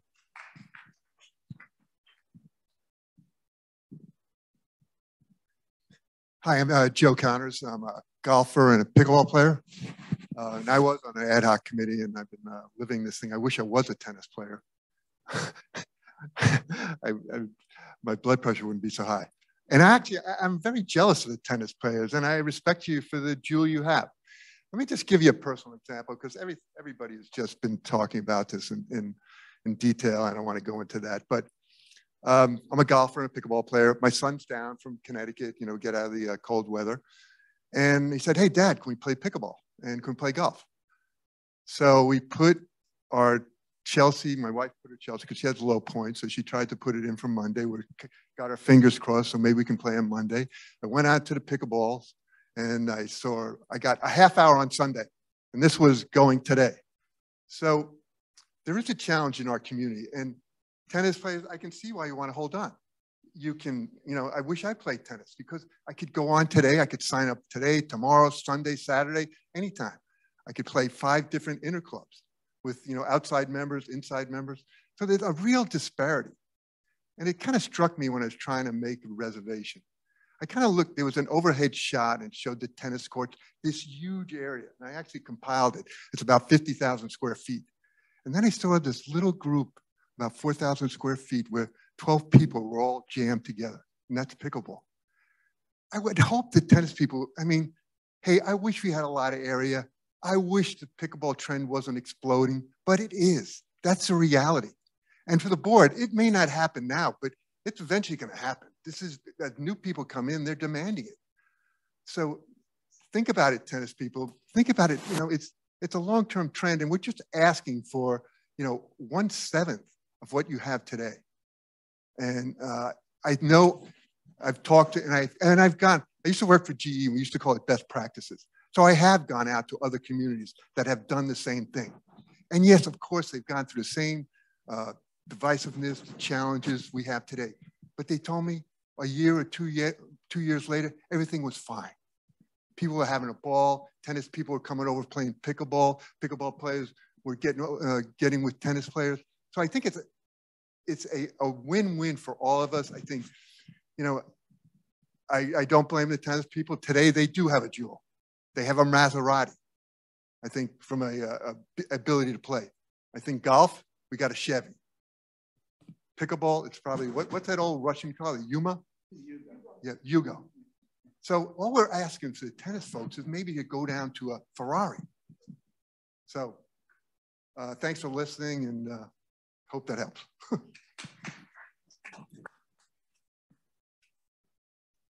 Anybody that hasn't spoke yet that wants to speak?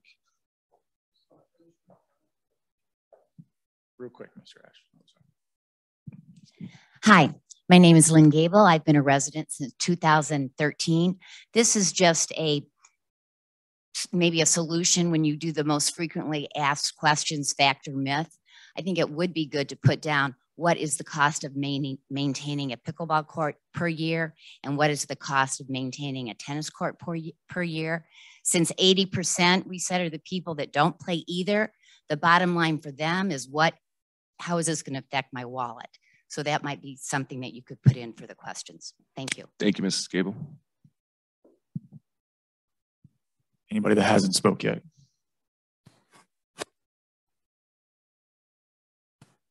Thanks. Hi, my name is Dennis Moore, and I live in Veranda 1, which is the first building closest to the pickleball courts.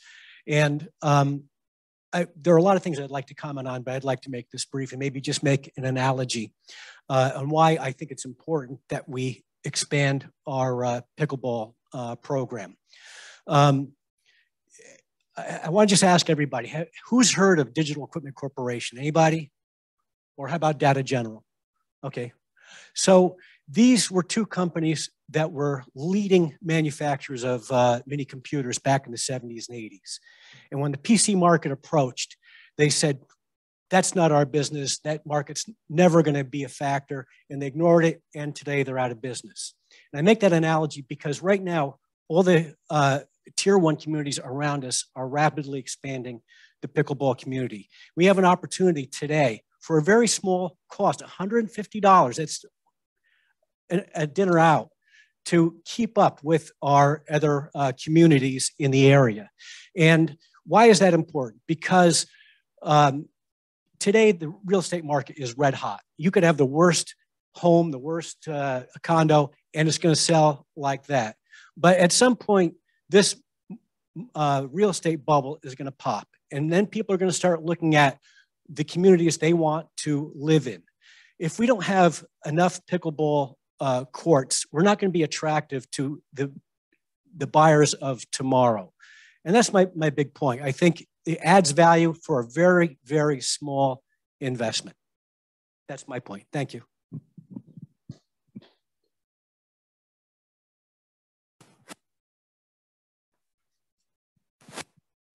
Hi, I'm Denise. I've been an owner since 2008, and I never even knew what pickleball was until we retired. And we started playing, and we absolutely love it. My husband and I try to play often. I do not want to leave my community to play outside and pay. I already pay thousands of dollars to use the amenities that are here. And as far as being, as Dennis said, it's very important that we stay up to date with pickleball and the number of courts, because people have come by and looked around to buy here, and they've turned to us and they've said, we would never buy in here with only 2 pickleball courts. And this happens often. So people they're just gonna not even buy here eventually because you cannot get on the court. 2 weeks ago, I tried to get on. I set my alarm so that I would remember. When the alarm went off, unfortunately, I forgot to get myself on the week later. What happened was there were 12 people on and there were 13 people on the wait list. And that should not happen. And as far as cost, I know Don said it. I know several people have said it. The cost to maintain the courts is virtually zero. The people keep bringing it up, but nobody's really listening to who's speaking. We've had these courts 5 years now, and they did repaint them for the first time. So it's very minimal. I don't know what it costs to maintain tennis, but there are people that are paid to blow those courts and paint those lines and do all that. We don't have any of that. We're not asking for it. We're not asking for a pickleball pro either, which is another rumor going around. All right, that's it. Have a good day. Just to clarify one thing, that wasn't the first time they were resurfaced. They're actually resurfaced right after the warranty period ended. So the Richmond courts came in and resurfaced them after 2 years. So it was the second time.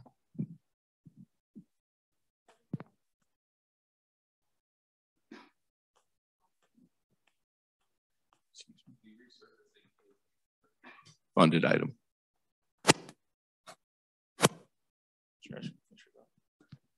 Okay, I just want to finish my comments here. I didn't really get to sum up, but let's not minimize this amenity, taking away an amenity issue. You know, the most disturbing thing about this whole thing to me is that you're gonna take it from one amenity and give to another, just partly because one amenity's making a big vocal presentation about it.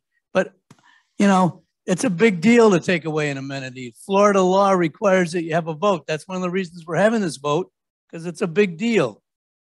So let's not minimize that. Let's not debunk that. That's a big deal. It's a fairness question. People bought in here because there's 7 tennis courts and 3 golf courses. So what's next? We're going to build a dog park, as somebody wrote a letter to the board about. We're going to build a dog park. We're going to take away a satellite pool. Hey, it's all on the table once you start taking amenities away. So I don't think it's a good idea, folks. As somebody said, 80% are going to decide this, but they should think about that. They really should think about that. Thank you.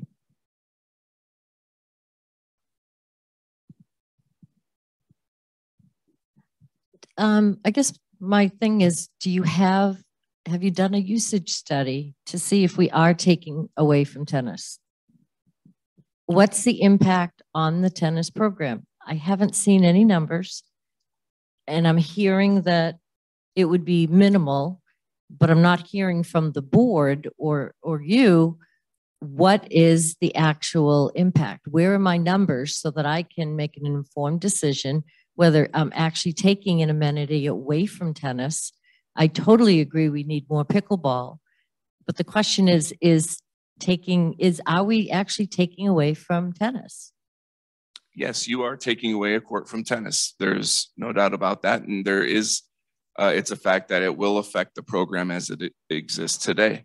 And what is the effect? The effect is that the start of the process, after the ad hoc committee gave their findings to the board, there was a data gathering process started where we were taking data out of tennis bookings, and we had implemented the Chelsea system.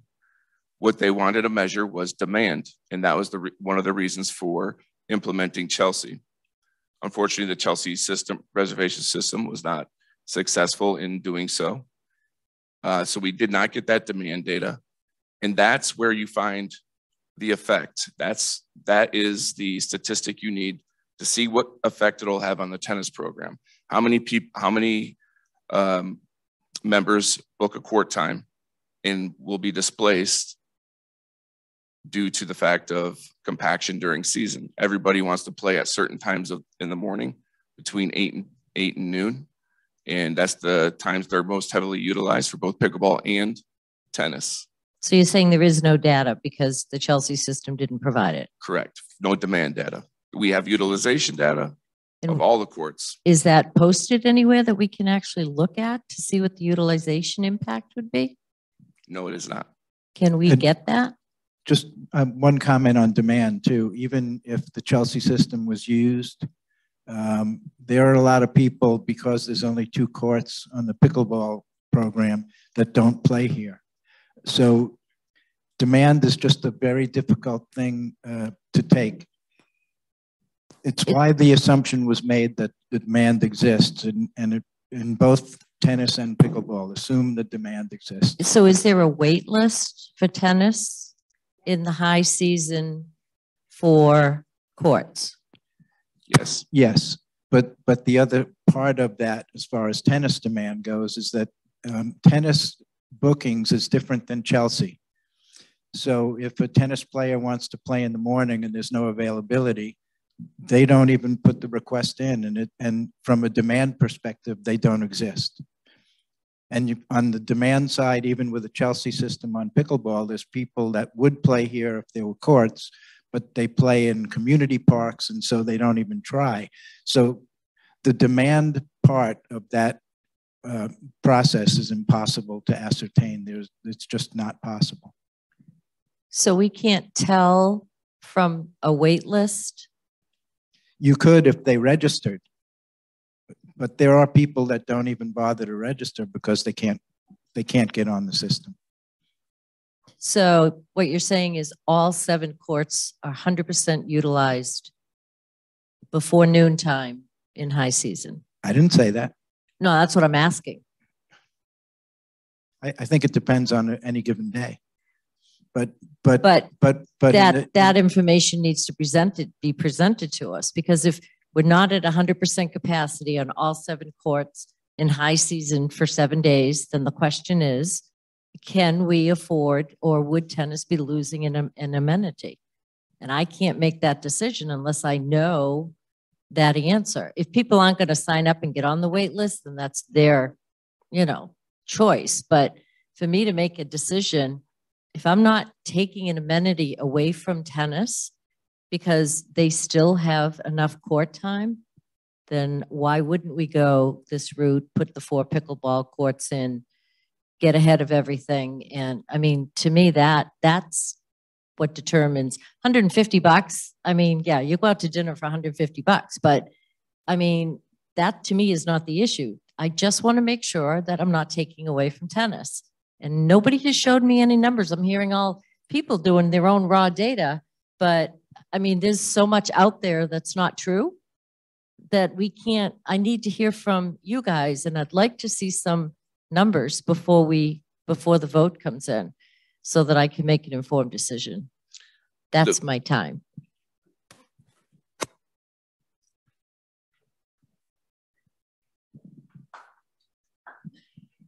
Good morning. My name is Michelle Anderson. I'm part of the board. So there are 2 metrics at play when you look at court sports. One is the average utilization. So on average, how busy are they? The other is peak utilization. Are there times during a time period where they're all used? And those 2 factors have to be considered if you're going to reduce or modify an amenity. Now, we can tell you that in tennis, 7 courts are used in peak utilization. The question that people struggle with is, well, that's not every day, all the time. It's only some of the times all 7 courts are used. So what happens if you remove a court? Well, that peak utilization can't be satisfied. The next question is, well, what are the impacts of that peak utilization not being satisfied? That's an unknown. We heard yesterday or 2 days ago at the town hall, somebody spoke up and said, I'm a member of a league, I'm a member here at Heritage Bay, and if I don't have 7 courts, I'm taking my league and I'm going to go play elsewhere.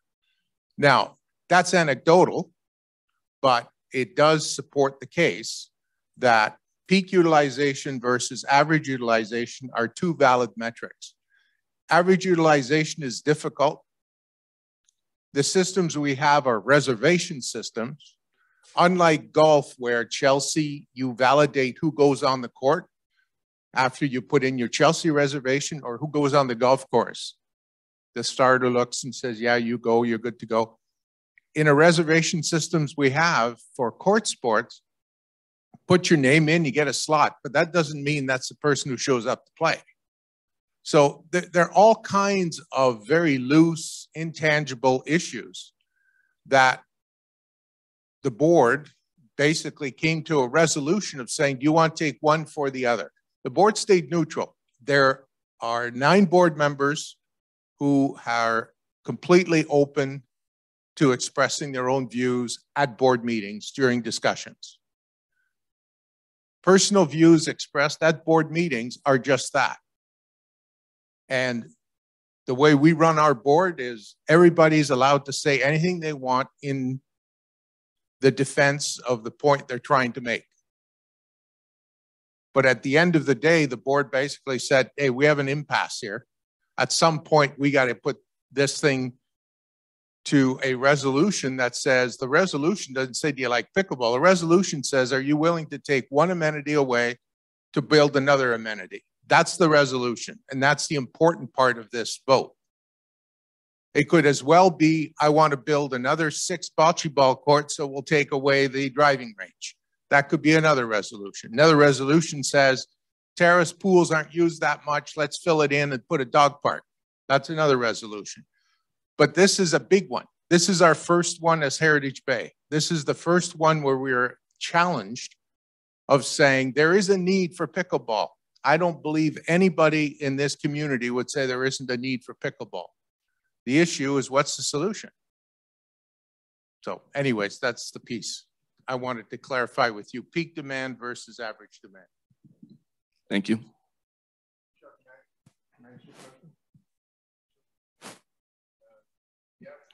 I guess my question is, when does the board, because I heard this woman question, when does the board, and what she was hungering for is more data. And I think she's saying, I have no problem making a decision, but isn't it the board's responsibility to provide, detailed facts so I can make that decision? And she doesn't have the time. I mean, I guess I've been on this for like 9 months now and been in the weeds with all this data. So I can understand someone who's coming here with no information is confused. She's having all, right.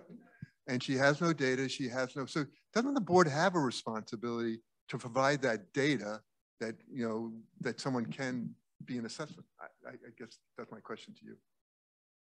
The board has a responsibility to manage this community as 1,250. And we have a responsibility to try to put ourselves in a position where we have management and we have activities and we have systems that progress the community. The board decided that we're at a point now where this acrimony between wanting a pickleball program and we can't run a pickleball program with 2 courts and we need to expand, it's got to come to an end. And as one member said, if you vote no, it doesn't stop, but it takes a different path. If you vote yes, then we build the 4 courts on June 1. The contractors are ready to go. But we can't keep this acrimony going. And during the board discussion, some members expressed the view that we should be able to delay this thing and study it some more. But the problem is that the acrimony is not going away. And all we've done is rip the Band-Aid off and put the acrimony to the top. But this acrimony has been going on for 2 years. So that's what we've done. As a board, we decided we're ripping the Band-Aid off. We're going to bring this thing to the top. We're going to put an end to it. And if it's yes, it goes. And if it's no, then it takes another path. And the other path probably is you go to the LRPC and you start to build it through that process. No, I understand that. Mine was more around providing, detailed information for the residents to make a decision, based on the problem is that the data is not there. That's the issue. It's more of a philosophical discussion than it is a data-based discussion. The philosophy is you have an amenity, you bought into Heritage Bay as a tennis court, as a tennis and golf club. That's what you bought into Heritage Bay as. There are 2 pickleball courts that were instituted in 15. That's fine. I find it difficult for somebody to say, well, I bought at Heritage Bay, it's got 2 pickleball courts, but geez, now I need 8. And I'm really unhappy that there isn't 8. You bought, there were 2. And other people bought because there was a tennis program with 7. So we're at an inflection point. And I hear the comments, well, if we don't have a pickleball program, I'll have to buy elsewhere. Don't have an archery program or a trampoline program or a golf course at night. It's difficult. No, but that's, you have to recognize, I mean, I've heard these comparisons to archery, but you have to recognize the trend in pickleball. No question. You know, let's not, listen, yeah, because this is a town really hall want for you guys to ask questions. It's not a debate against the board. Right, but I think you need to, let's admit that the trend in Is there anybody else that would like to make a comment? Not to Mr. Anderson, but for the town hall. I have a question for you, Matt. As far as the acoustic block panels, there is maintenance cost. I understood that they're replaced every 5 years. Is that correct? The sound dampening panels? Right. No, they have a useful life of much longer. Okay. Up to 15 to 18 years. Okay, and so we just had to get them repaired. And are those costs anywhere? Because I mean, you're asking what's the cost for the That would be in upkeep. yeah, those are operating costs of maintenance. What we do is we painted them when they came. We ordered them as black panels. Okay. Obviously, those are reflect the heat and make it like an oven on those pickleball courts. So we painted them a lighter color. Okay. And over time, that paint chips away. Right. And that's the maintenance. We had to repaint them, clean them, things of that nature. And so what do you project the annual cost for that over time? So they're obviously not going to last 20 years. So eventually they'll have to be replaced, right? Correct. So the replacement cost of them would be a reserve cost. Okay. So that, but so it's not the just maintenance taking of care them of on the a yearly surface. basis would go in your operating. Right. So it's not just taking care of the surface, and it's also taking care of the acoustic block fencing. Is what I'm saying. Okay. The other question I have is, I know people have been putting out a lot of data, and people are saying, oh, I looked at the reservation sheets of tennis bookings, and like Bob said, it's a reservation system. So you put your name on, but nobody knows whether you showed up. As far as the wait list, the only wait list that tennis people can even be on is for a clinic. So if I want to play at 10:30 and it's already booked, I can't put my name anywhere to tell them that I would like to have played at 10:30. Anecdotally, 2 weeks ago, on a Saturday at 10:30 in the morning, there was nobody scheduled for pickleball. Nobody on the schedule, and I was over there was nobody on the courts. So 10:30, 2 weeks ago on a Saturday, my husband and I both, we looked at the tennis booking sheet as we were playing. So I find that hard to believe that over Christmas, we had friends come in town, they wanted to play pickleball. We went the day before and we got a court in the evening. I know that's not prime time, but to say that there's never, ever a court available, I think anecdotally, you don't know. Like you said, it's a reservation system. Same thing with tennis. There's times when I want to go over and I want to practice my serve. Well, I look, there's nobody on the court, so I just go over. I don't necessarily put my name in. So I don't think you can really look at that system, those sheets, and know exactly what the utilization is. And I think that's what you all agree on, correct? That's right. Okay. Thank you. One more comment.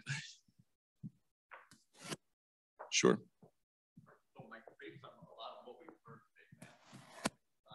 Actual numbers that have happened over the years. Based on actual numbers that have happened over the years. So pickleball courts, tennis courts, you have actual history from past years, actual budgets, what actually happened. Can you, as part of the FAQs, can you put in, based on history, this is what it costs annually to maintain a pickleball court. This is what it costs annually to maintain a tennis court. This is what the reserve is assigned to a pickleball court per year. This is what the reserve is assigned to a tennis court per year. This is what I'm hearing people want to see and hear. What is the actual cost? Okay, it costs $187,000 to construct it. What else is there? If there is no I'm sorry. It might be tough for them based on what I'm hearing. But so the question is, can you put those in the FAQs based on history? Here are the costs.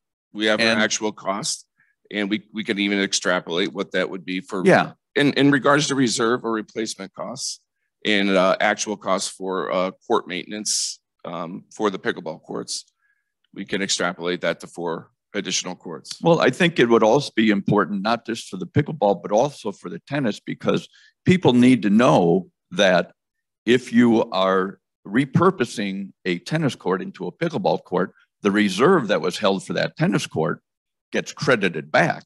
So it's not it would offset will help offset whatever that may be. But if you've got history, if you could reflect that in the FAQs, I think that would give a lot of clarity to people to help them, the 80%, make their decisions. Thank you. Thank you, everyone. Enjoy the rest of your days. Thank you for joining us. How many